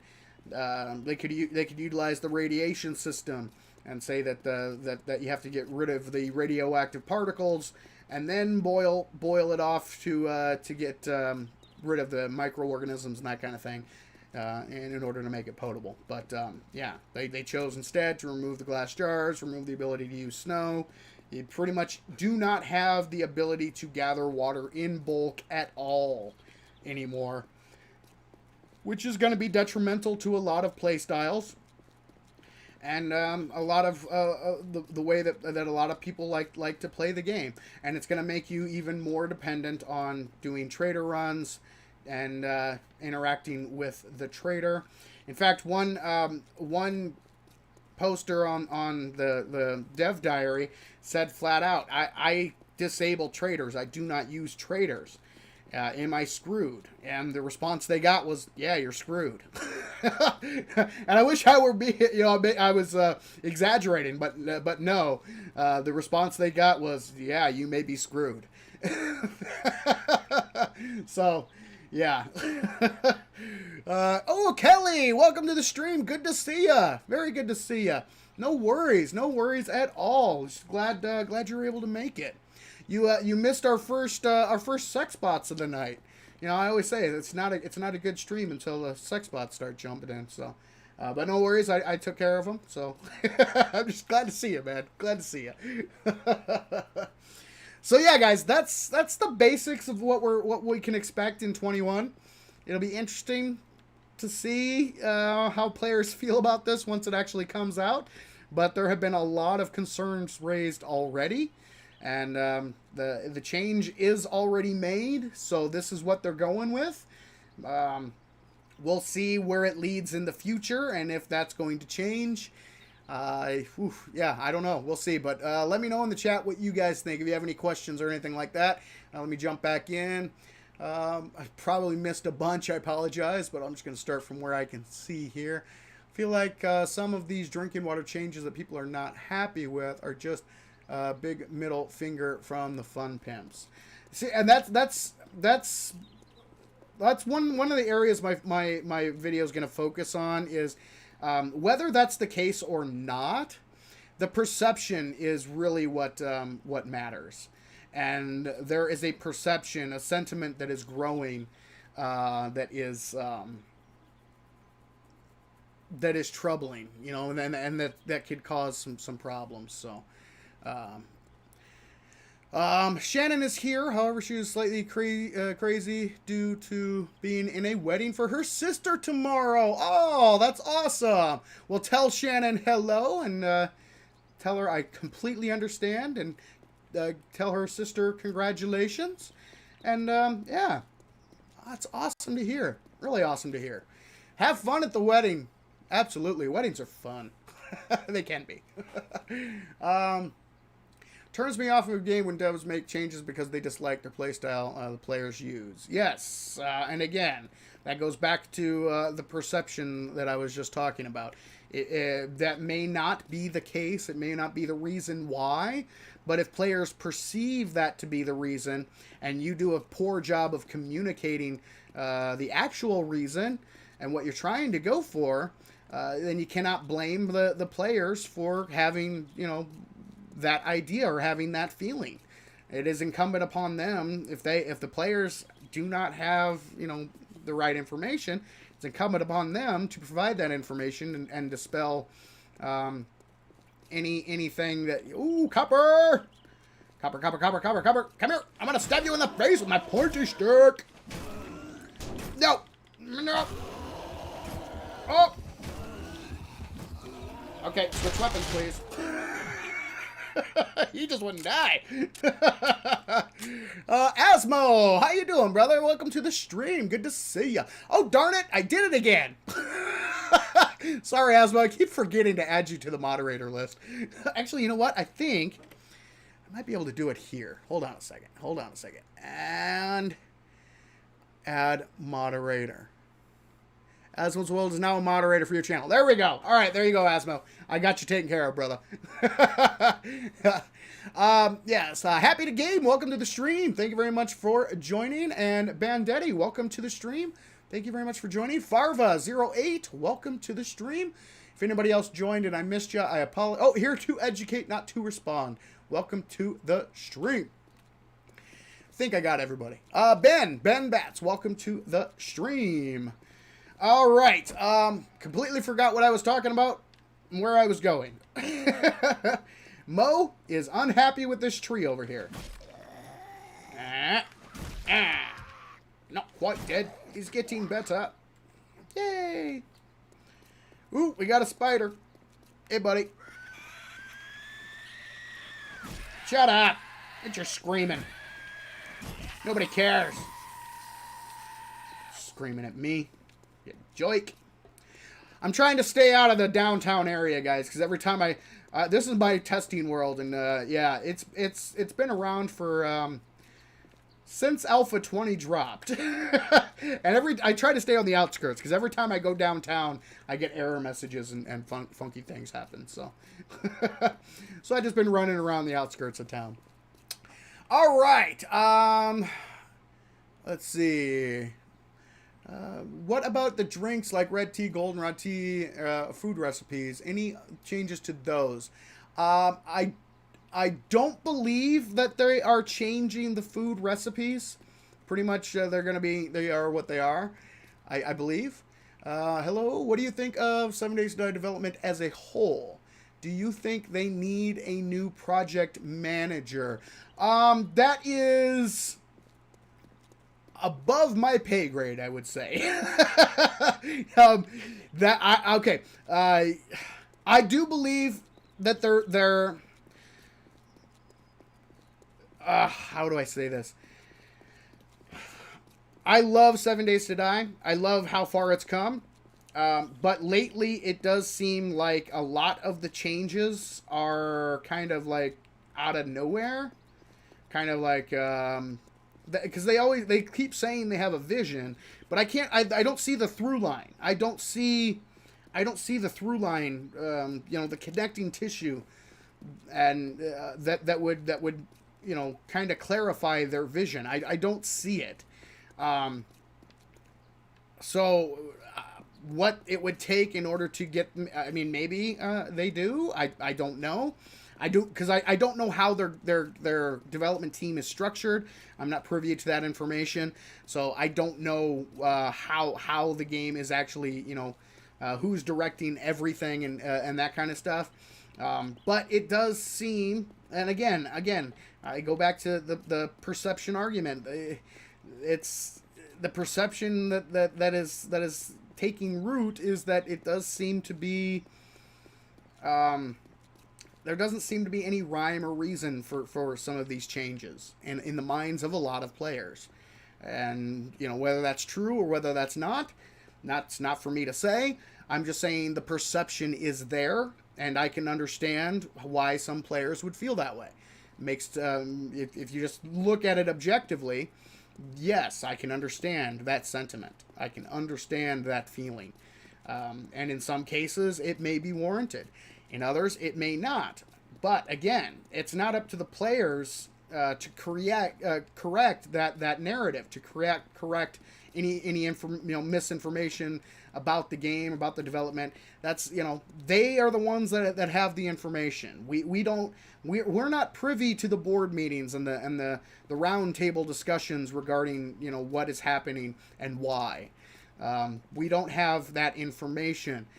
So all we can go on is what they present us, and generally speaking, for most players, what they are presented is they find out about a lot of this stuff by actually loading up the game. So they may be used to something, and then they get in there, and all of a sudden everything is changed, and it's like, what? Okay, what is this, and why was this, and I don't like this. That is their introduction to these changes. Now, some players will go a step further and hit up the forums and read the dev diary, and some players may post questions and that kind of thing. But that is actually a much smaller percentage of the actual fan base that will actually take that step. And unfortunately, the ones that do take that step, often the responses they get are less than cordial, which is unfortunate. So yeah, I'm not sure what it would take. I'm not sure exactly what the problem is, because I'm not privy to that. I don't know how it's structured, and I'm not privy to the insider information, but something needs to change. because again, there's a perception that's growing that is a little troublesome, a little worrisome. So, but again, just my opinion. All right. Can you please destroy that tree, Savin? It must have looked at Mo the wrong way.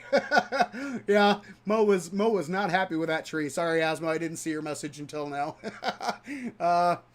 With as loud as spiders and zombie dogs are when they die, I'm surprised they don't draw attention from other zombies. Yes, yes, they are very, very loud.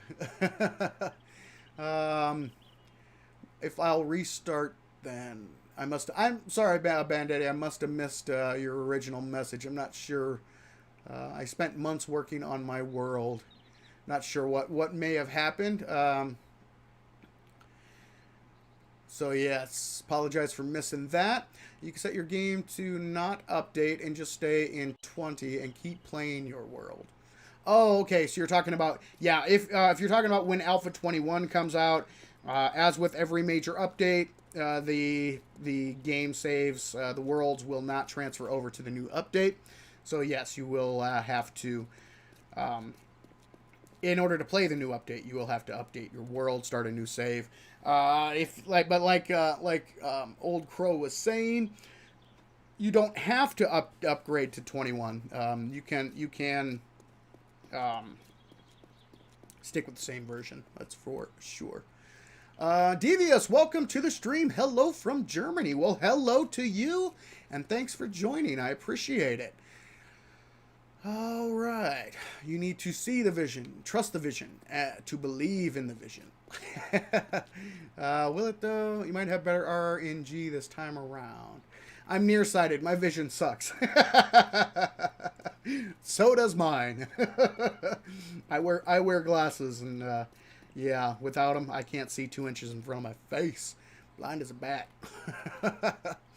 I'll buy the good perks fast. Fun pimps are 5D chess players who yeet their king off the edge of the board and claim they meant to do that.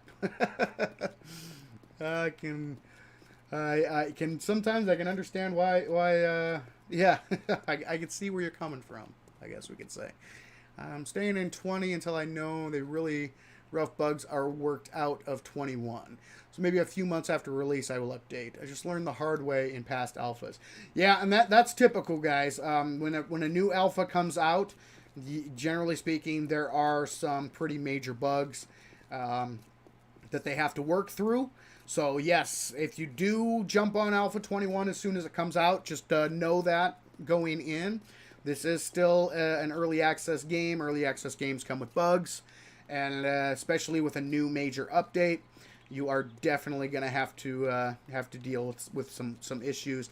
And most of the time, it takes a couple of months, and they get the bugs ironed out. So if you do want to hold off a little bit, totally cool. That's totally, you can definitely do that.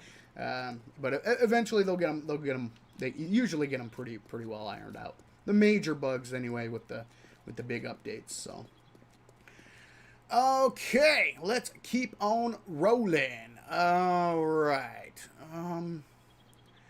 Let's see. I'm waiting for a mass movement of players asking for a refund due to the changes being made. Yeah, I'm concerned. I'm concerned that this sentiment is growing, and I don't think the fun pimps are taking it seriously, or as seriously as they should, because some of the things they allow to occur especially on the forum, the things they allow their members of their staff or people they have authorized to speak on their behalf. Some of the things that they say and the way they treat their paying customers is rather shocking. So yeah, we shall see how it all plays out. But yeah, there is definitely a growing sentiment that is starting. I mean, it's been there for a while, but it's really starting to pick up steam. And I'm afraid that if it's not addressed, it will really start to snowball. And once that snowball starts, it's really hard to stop it. So, yeah, just my opinion anyway. Okay, let's keep rolling. I think I will restart. Oh yeah, your Undead Legacy. Yes, episode 2 of 20.5. That's right, the 20.6 update you said was released. So, yeah, however you choose to go about it, man. Well, like I said, again, I'm hearing things again, guys. I hear things all the time in this game. I think maybe I'm just going insane. All right. I wish there was an option to update your world to the new update. That you would not have to work your butt off again just to get back to the highest level you were originally at. Well, yeah, I wish that were possible, but because of the way that they do the updates, it's kind of tough because they change so much that it would be very tough for them to do that. Now there are other games out there that do a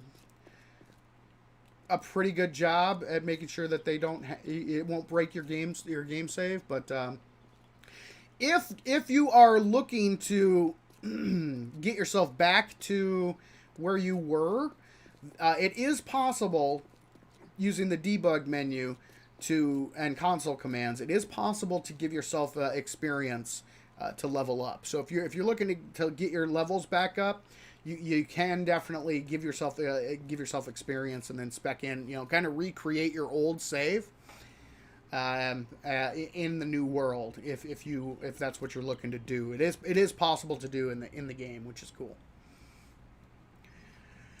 Okay. One good thing about getting older. Need for bifocals to read is counteracting my nearsightedness, so my lenses are getting thinner for the first time in my life. That's awesome. I'm just glad Subquake exists. Old Chappie, welcome to the stream. Thank you very much for joining. Let's see who else has joined the stream here. Gaming Void, welcome to the stream. And yes, Subquake, I have yet to play Undead Legacy, but I have watched my good friend Asmo try it out, and it looks very interesting. I pretty much stick to vanilla, especially for the channel and that kind of thing. I cover the vanilla version, and then I sometimes dabble in the mods. I'll do a stream like we did the Darkness Falls mod. We did a mod that was created by Mage Josh, who is a fan, good friend of the channel. His Purgatory mod, we showcased that one. So yeah, but generally speaking, my focus is on the vanilla version of 7 Days to Die. But who knows what the future is going to hold? Because I'm not 100% sure if interest is going to be remaining in the vanilla version down the road. We'll see. We shall see. We shall see. Okay. They'll just do like every other have done when they're confronted by the player. Say it's a toxic fan base. Yeah, that has been a trend lately. It's when fans object to, what is being done to their fandom. That is a common trope where blame the fans is much more common in this day and age than it used to be. That is 100% true. Do you anticipate the Fun Pimps to release playthrough vids before they drop Alpha 21? I do believe they are going to be doing dev streams again this year. I hope they'll do them on YouTube instead of doing them on like Lathan's Fubar Prime's Twitch channel. I'm just not a big fan of Twitch. But yeah, I hope they do them again on YouTube. That would be nice. But they will be doing dev streams for Alpha 21 once they feel like they're at the point where they can actually start discussing and showing things off. So yeah, we're not quite there. We're getting there, getting closer, I think. But yeah, we'll see. All right. What time is it over there at the moment? 11 a.m. Here in East Coast, Australia. Right now it's about 9 p.m. Eastern Time in the good old USA. 6 p.m. on the West Coast of the good old USA. All right. 2026. It's 2022. Yes, it is 2022. I'm not sure what that's in reference to, but you are correct. It is 2022. Yes. Again, I have to ask, if there were no streams of the game on YouTube or such, the fun times to watch, what would the game be like now? That's a very good question. I don't know, because I get conflicting reports. Like, I laughed out loud. Somebody on the forums posted something in the effect of Mad Moles, have you been having fun watching Darkness Falls videos? And he responded, I have no idea what that is. And I was like, come on. Come on. One of the biggest overhaul mods, one of the most popular overhaul mods for the game that you're developing, and you have no idea what it is, really? Okay. So they claim that they don't make their decisions based off of YouTube videos and that kind of thing, and I don't know. I can't say yes that is absolutely true. I guess we have to take them at their word that they're not, but they are absolutely watching the videos. So to say that they do not take that into account doesn't really pass the sniff test, because once it's in the brain, it's kind of hard to discount it. Kind of hard to put it aside. You've watched the videos. And there's a lot of really good 7 Days YouTubers out there, and a lot of people making some pretty darn good content. A lot of good streamers. So to say that does not factor into decisions regarding changes, I don't think that makes much sense. Even if they don't do it intentionally, it would have some impact. I mean, would just have to. Unless, they drank some forgetting elixir after they watch the videos, they're always going to have that video in their mind at some level, right? So you'd think it would have to have some impact. I mean, it would just make sense, really. So, all right. So hopefully that answers your question. I don't know what the game would be like now. I honestly, because I don't believe that for a second, that they don't take they don't watch the YouTuber videos, and they don't take that into consideration. I'm sorry, that just does not make any sense to me. But I don't know. I think that, again, like I said, it's so hard to see what the through line, that kind of connects each alpha, and what the vision for the game is. But trying to set aside the changes that have been made that look like they can be pointed back to certain videos that people make, and there's a lot of changes out there that it's coincidental that they happen just after, or the alpha after, or shortly after certain content is released. I mean, it's a rather strange coincidence that seems to be the case a lot of the times. So, I don't know. I'm not sure.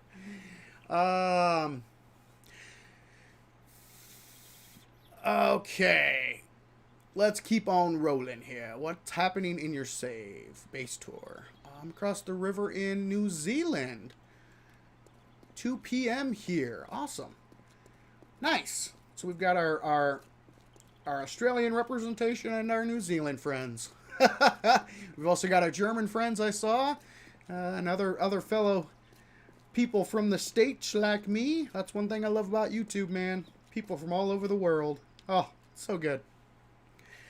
All right. Schneidi says, I'm still here just lurking. Appreciate you, man. I appreciate everybody that hangs out in the streams, whether you're in the background lurking or if you are actively chatting in the chat. I love each and every one of you. So you do you, man. Just appreciate you having the stream on. I love it. So awesome. All right. Gotta go later. Well, Chase, I hope I'm saying your name right. Chase. Chase. Thank you very much for joining the stream. I really do appreciate it. And if you want to catch up on anything that you may have missed, definitely check out Savin's World Live. The replay should be up on Sunday. Is usually when I have the replays go up. Just takes a little time to get them uploaded and processed. So, Mega Alali, I hope I'm saying that right. Welcome to the stream. Yeah, you made it. Saturday morning shopping a pain. Finally finished. Oh, yes. Absolutely. One running joke I've heard is Joe Oodle's bases are what led to block nerfs. But yeah, that is a prominent theory for sure. That he has had a pretty big impact on some of the decisions, especially with regards to pathing and zombie activities and block behaviors and that kind of thing. So, yeah, whether it's true or not, I don't know. The devs say no, but a lot of coincidences. That's all I'll say. Just retired and finally playing 7 Days to Die and enjoying. That is awesome.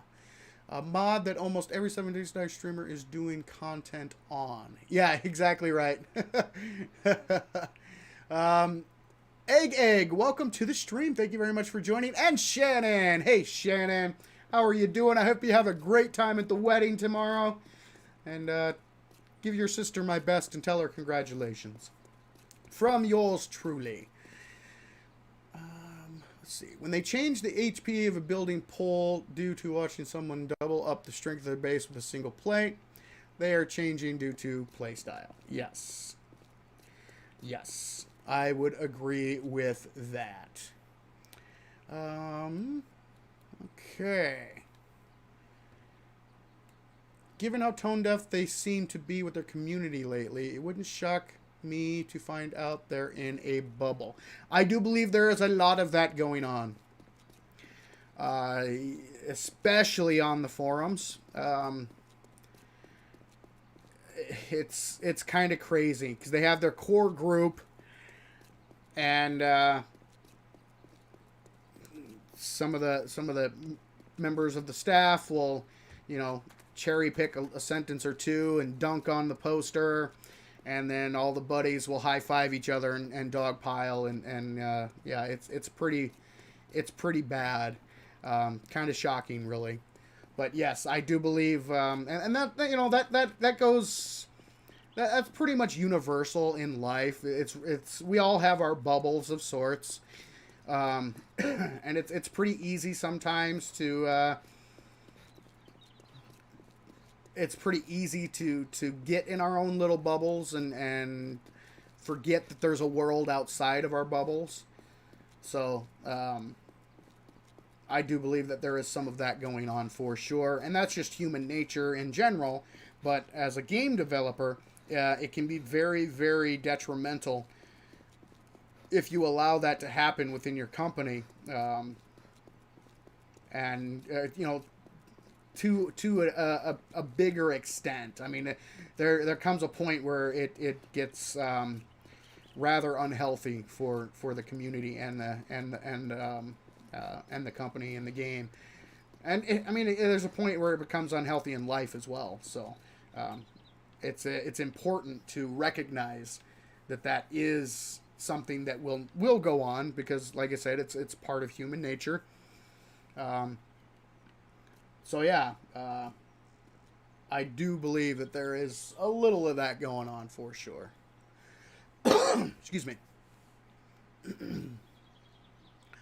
All right. We love you too, Savin's World. Well, thank you very much, Old Crow. I appreciate that. People from all over the world in each time zone are tuning in to watch. Yes, I love it. 2 a.m. in the UK. Woohoo, yes.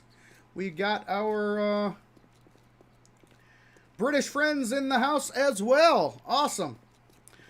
Our brothers and sisters from across the pond, as it were. Thank you very much for joining. And then greetings from Finland. Excelente. Welcome. That is awesome. All over the world. Fun pimps. We nerfed this due to exploding. Jwoodle. Hold my frothy. Exactly right. I love it. There needs to be poison-based weapons or mods. That would be cool. That would be cool. Will do. Right now, they're driving me crazy. I can imagine, Shannon. I can imagine. It's always fun when you get to the wedding and, you actually get to, get the event done, and then you get to the reception, and, you have some fun, drink some drinks, dance the night away, chase a chicken with a spear and stab it. Oh, wait, no. That's not a wedding. I guess the weddings I go to are a little different. But the process of getting to that point can be very stressful and hectic, for sure. For sure. Okay. I really wonder how the water and gun zombies, bandits, will affect my Canada challenge. That is a very good question. Very good question. I do believe, because we've barely scratched the surface of. And I guarantee we won't even get to. There's a lot that we haven't discussed that will be impacted, and there's probably things that we don't even realize at this moment, and we probably won't realize until we actually get our hands on 21 that it's going to change. So yeah, there's going to be it's going to be interesting for sure, whether it's good interesting or bad interesting. I have my thoughts, I have my feelings, but only time will tell, I guess, until we get the confirmation one way or the other. Okay. I get the idea, but if you think about it, it wouldn't make much sense. Oh, you talk about the poison? Yeah. Yeah, poison, I don't know how you would poison a zombie. That would be interesting. So, Joey, thank you very much for joining us tonight, and have a great night. Must get back to work. You have a great night at work, and again, thank you very much for joining the stream. I appreciate it. All right. You should raid the Funpin's in-game stronghold, the Whataburger. I think it's called Fats Food in the game. I think there's one. I think there's one on the outskirts here. I might be able to run around and see if I can find one for sure. Poison could have no effect on zombies, but would on bandits. Yes, yeah. So that'd make a little more sense. I don't know if you could poison a zombie, but like an animal, poison an animal, or a bandit. That might work. That might work. Knight M Nova, welcome to the stream. Thank you very much for joining. Okay, odd thought. Can bandits get the zombie infection and become zombie bandits? That'd be interesting. I know that the bandits can and will fight zombies, much like the zombies fight animals. Oh, poor chicken. You cornered yourself, bud. Now you must die. So yes, the bandits will fight the zombies, and they will, I would assume, fight the animals as well. But whether or not they can get infections, I don't think that would really matter as much, but becoming zombie bandits, that would be something interesting to see. I must wait to hear Savin tell me goodbye. Oh, well, Joey, have a great night. Thanks again for joining the stream. Have fun at work. Make that money, baby. Make that money. One thing I'd actually like to see, if a bandit dies in an area with radiation, they turn into a zombie a short time later. That would be kind of cool. Yeah, like I said, I'm really interested to see where they take bandits moving forward.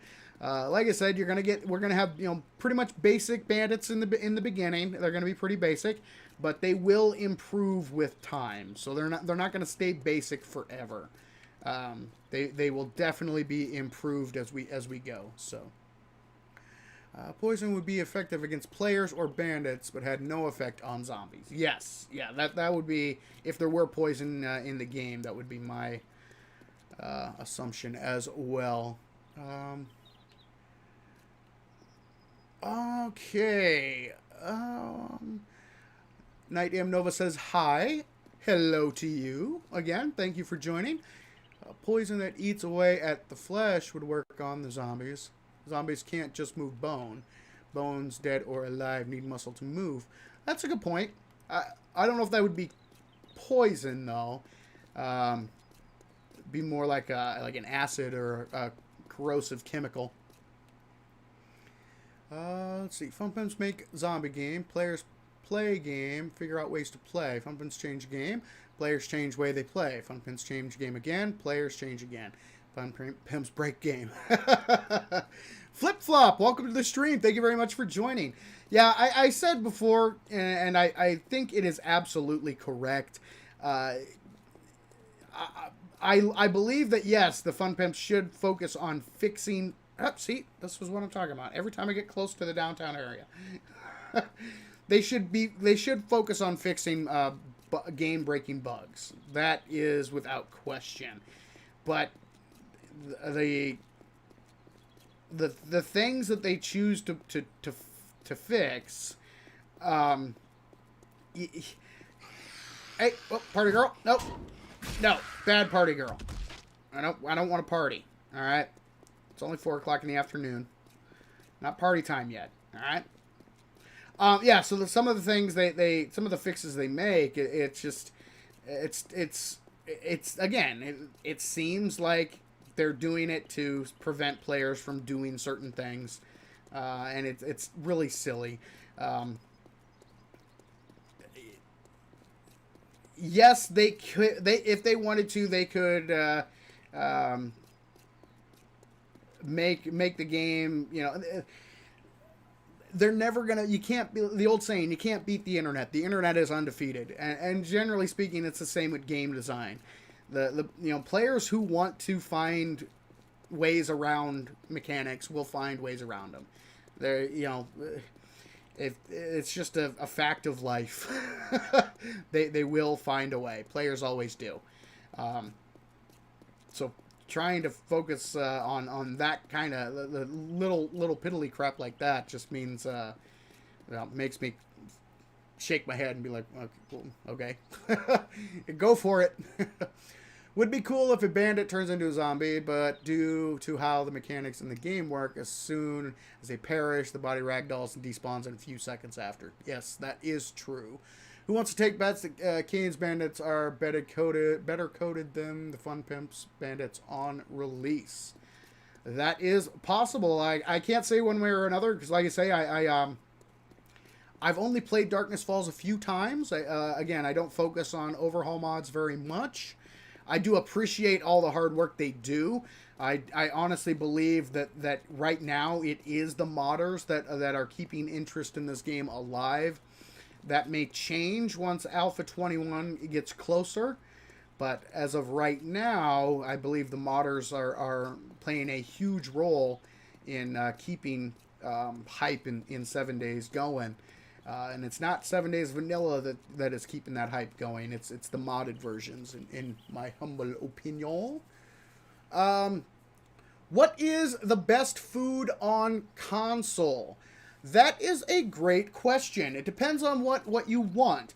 I was always a meat stew guy. Once you have the ability to make meat stew, I loved it because it would give you the increase in wellness. You can make a whole bunch of it and you know, eat like crazy and get your wellness up. For drinks, I believe it's the goldenrod tea. Also gives you a wellness boost as well. So yeah, my go-to once I could make it was always the meat stew. Before that, it was I mean, bacon and eggs is a pretty good recipe too.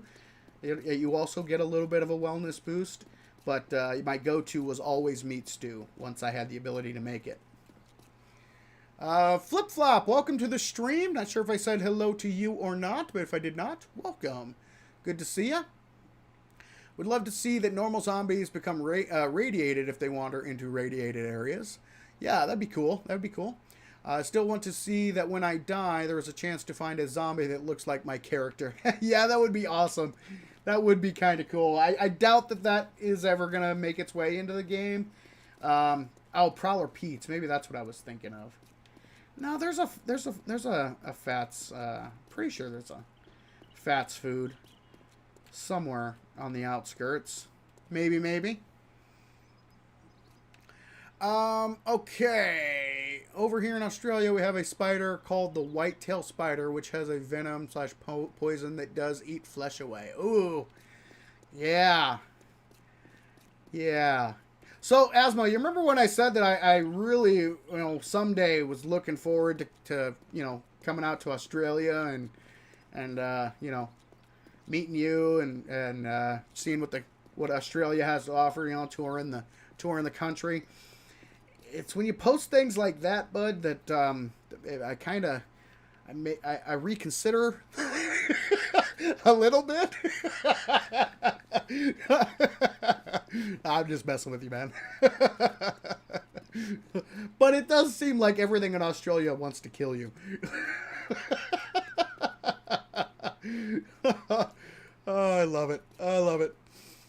One last time, I do fear Fun Pimps will drop this game and claim it was due to player-based toxicity and not their inflexible vision of how the game is meant to be played. Yeah, I blaming that again. I'll say it again. Fan blaming is becoming a more common trope in several entertainment fields. Is that it there?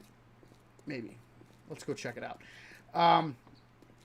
I don't think that will happen. I don't foresee that happening. That they'll actually, no, it's just a working stiff. They'll actually abandon the game. I do believe wholeheartedly that they fully intend on finishing the game and going gold. Oh, hey, buddy. Ron, how you doing? A stabby you with my pointy stick. And there's one for you. All right. We get him? Is there another one? Oh, there's a chicken over there. I guess I could chase down a chicken. We haven't seen Bambi's mom or Bambi's dad spawn in. And I think we might have taken care of the nasty deer population here in this world. I think our deericide was successful. Oh, love it. Going to lurk, getting ready for guests. Oh no, that's awesome. That is awesome. Like I said, whether you're lurking or actively chatting in the chat, it's all good to me. I love it all. So, yeah, do your thing. I just appreciate you swinging by and hanging out. All right. Kind of, this is kind of a little bit of an aside, but I scratch my head because when you see some streamers complain about people lurking in their streams, I'm like, what are you complaining about? You have somebody watch, they may not be, chatting away. but you have someone who is willing to spend their time to have your stream on, and you're complaining? It's like, okay. Well, wow. I'm thankful for every single viewer that I get, whether they're actively typing away in the chat or not. So maybe it's just me. I don't know. Okay, let's keep on rolling here through the chat. Real quick, I thought I saw somebody saying they had to roll. Let's see. Yes, Grizzly Gaming, thank you very much for joining. You have a great night. And if you want to catch the rest of the stream that you missed, you can always head over to Savin's World Live. Replay should be posted on Sunday, I'm hoping. So yes, have a great night. And again, thank you very, very much for joining the stream. One theory my friend has, I think I've mentioned it before, the Fun Pimps are afraid to let the game go gold because it's a passion project. Yeah, I have heard that theory as well. And again, it's all speculation, but it kind of makes sense, you know. You get so much time invested in a project that it becomes a passion project, and it's tough to let it go and move on. Tough to finish the project and move on to the next thing. But the only thing that kind of gives me pause about that theory is they do have other games in the works. So it's not the only game that they're working on. It is, you know, their biggest game, obviously, and it's the one that put them on the map. So, but yeah, I mean, I've heard that theory as well, and it may be. I mean, it's plausible. We'll say that. Okay. I want everyone's opinion on the best base. A base above ground or a base underground. If you are on the console version, underground base is the best. If you're on the PC version, I believe that an elevated above ground base is probably the best. Just my humble opinion. And that's Horde base. I'm specifically talking about Horde base. But yeah, it would depend on what type of base. Yeah, absolutely. Like Old Crow was saying. Don't be scared, Australia is awesome. Yeah, I know it is, brother. I'm just busting your balls. You haven't lived till Barra Moody fish with 18-foot saltwater croc close to the boat. Love it. Thanks for the great stream. Yes, absolutely. I have to head out. Got stuff to do. Going to be lurking. Well, Asmel, thank you again. You are awesome. Appreciate you, brother.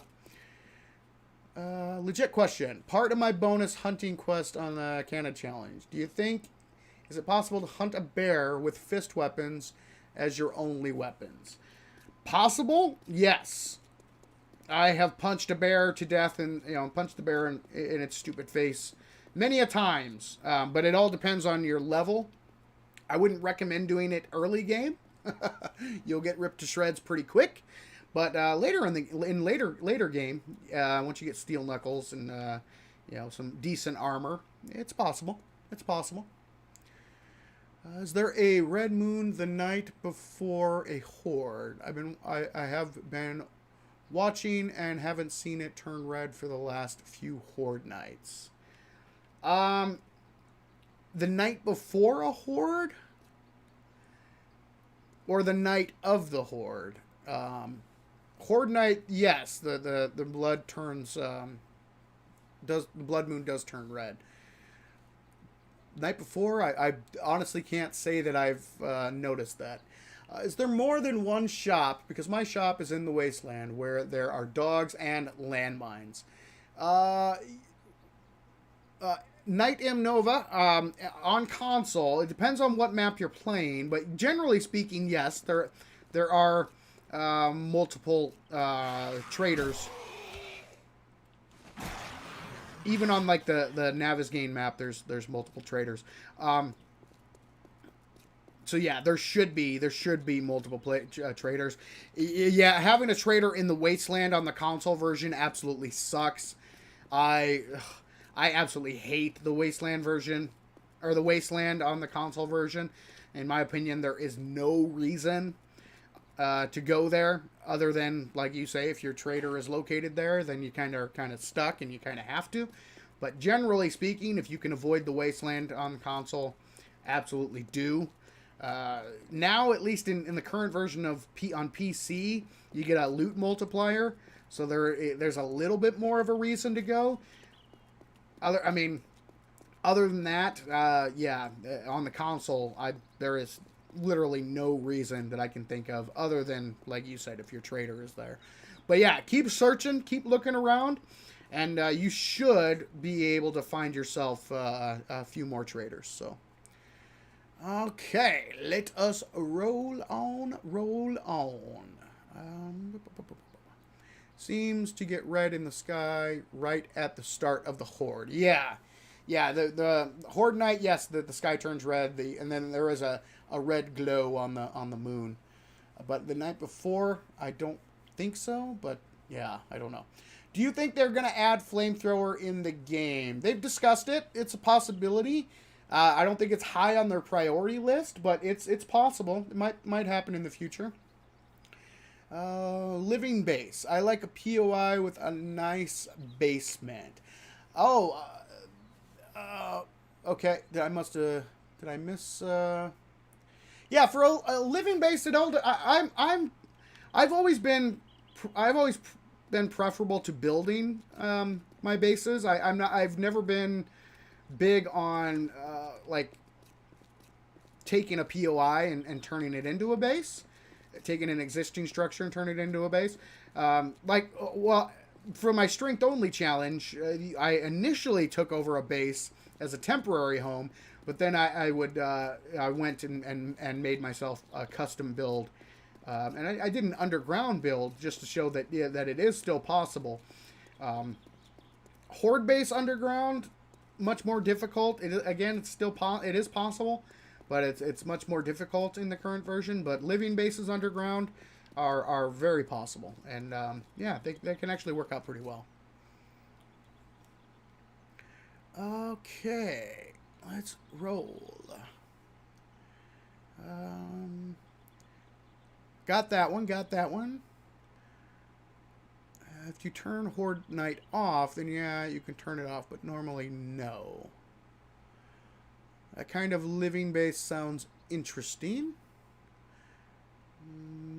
Are we on Savage Discord?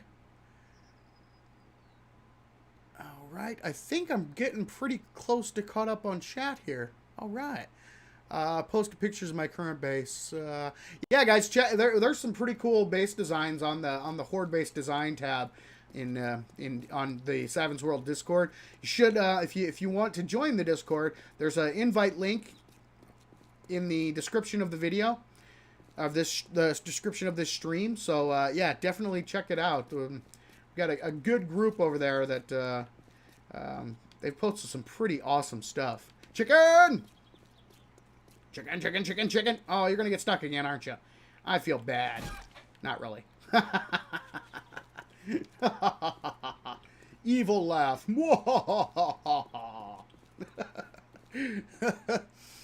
Night before the moon turned red for about 15 seconds and then back to normal. It's kind of a warning that the next night was Horde, but it seems to have stopped in the past few months. Oh, interesting. Yeah, might be possible. To be honest, guys, I've never really observed that myself. I'm not very observant of stuff like that. Sometimes. Okay, the red moon before a Horde night sounds like your save file got a bit glitchy, and your moon cycle is a day ahead of the actual Horde night. That could be. I would not do a Horde base underground now. Yeah, I wouldn't either. It can be done, but it is much more difficult. There's much easier and much less time consuming ways. Let me show that here. There we go. Aliens in my bathroom, welcome to the stream. Just to give you a heads up, we try to keep the chat, as family friendly as we can, so that they hold on a second. But yeah, so I had to approve your message because the word doesn't really bother me, but YouTube was like, "Are you sure you want to show this message?" But just so you're aware, try to keep it as family friendly as you can, as you can. Hey, thank you, Kelly, for posting that Discord link. Yeah, that's the invite link to the Discord server, guys. It is a pretty awesome group of guys and gals there. So we've got a talented bunch of people. So you are more than welcome to join and introduce yourselves and say hello and make some new friends. Okay. All right. Honestly, I've become a big fan of Seven's Killing Corridor.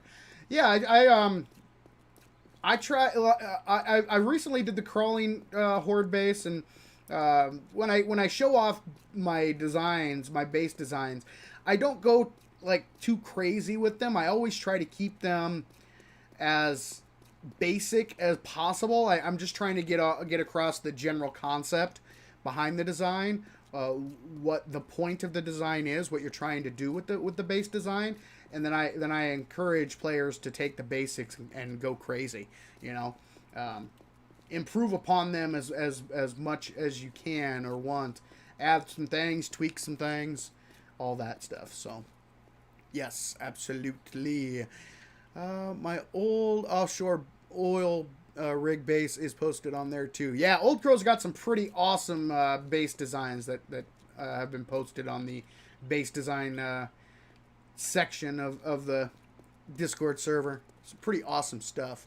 Always laugh my A off when I run over a chicken in a mini bike. Don't know why. Yeah, back in console, man, that was the thing to do. Once you got a mini bike, you were set. I used to call it my redneck hunting. Redneck hunting in console version. You just hop on your mini bike and just run the animals down. It was insta kill. You killed deers, you killed pigs, chickens, rabbits, you name it. Even bears, one hit. Boom. Oh, I love it. I would actually like to rebuild my oil rig base, but it's definitely a late game base when you have tons of resources. Yes, absolutely. Seven's Killing Corridor was just tier 1. Now we need a Seven's Killing Floor. I love it. Awesome. All right, guys. Well, we've got about 15 minutes until the 3-hour mark, but I think I may wrap things up a little early tonight. I think we had a pretty healthy discussion. I mean, we went through the new Bandits, and we talked about the new drinking water, some of the impacts that will have, and I think it was a pretty good little discussion. Yeah, I love these kinds of streams because it allows me to engage with the chat and see how you guys see what you guys are thinking and how you guys are feeling, and we discuss a wide range of topics, and a lot of times they have to do with videos that I've especially lately, videos that I have put out, and we discuss those topics, and I get some feedback from you guys and see what you all feel, and yeah, it's pretty awesome. It's pretty awesome. I love Fridays. They're so much fun. So much fun. But yeah, I do think we're going to start wrapping things up. Had a blast. If you guys haven't yet, make sure and hit that like button. Let YouTube know you enjoyed the stream. And be on the lookout for the replay. The replay will be posted to Savin's World Live. Probably it'll go live on Sunday. So, yeah. Ray, welcome to the stream. Sorry I missed all that. Hey, no worries. No worries at all. I was just saying that, if you missed any of the stream, you can definitely go back and check the replay.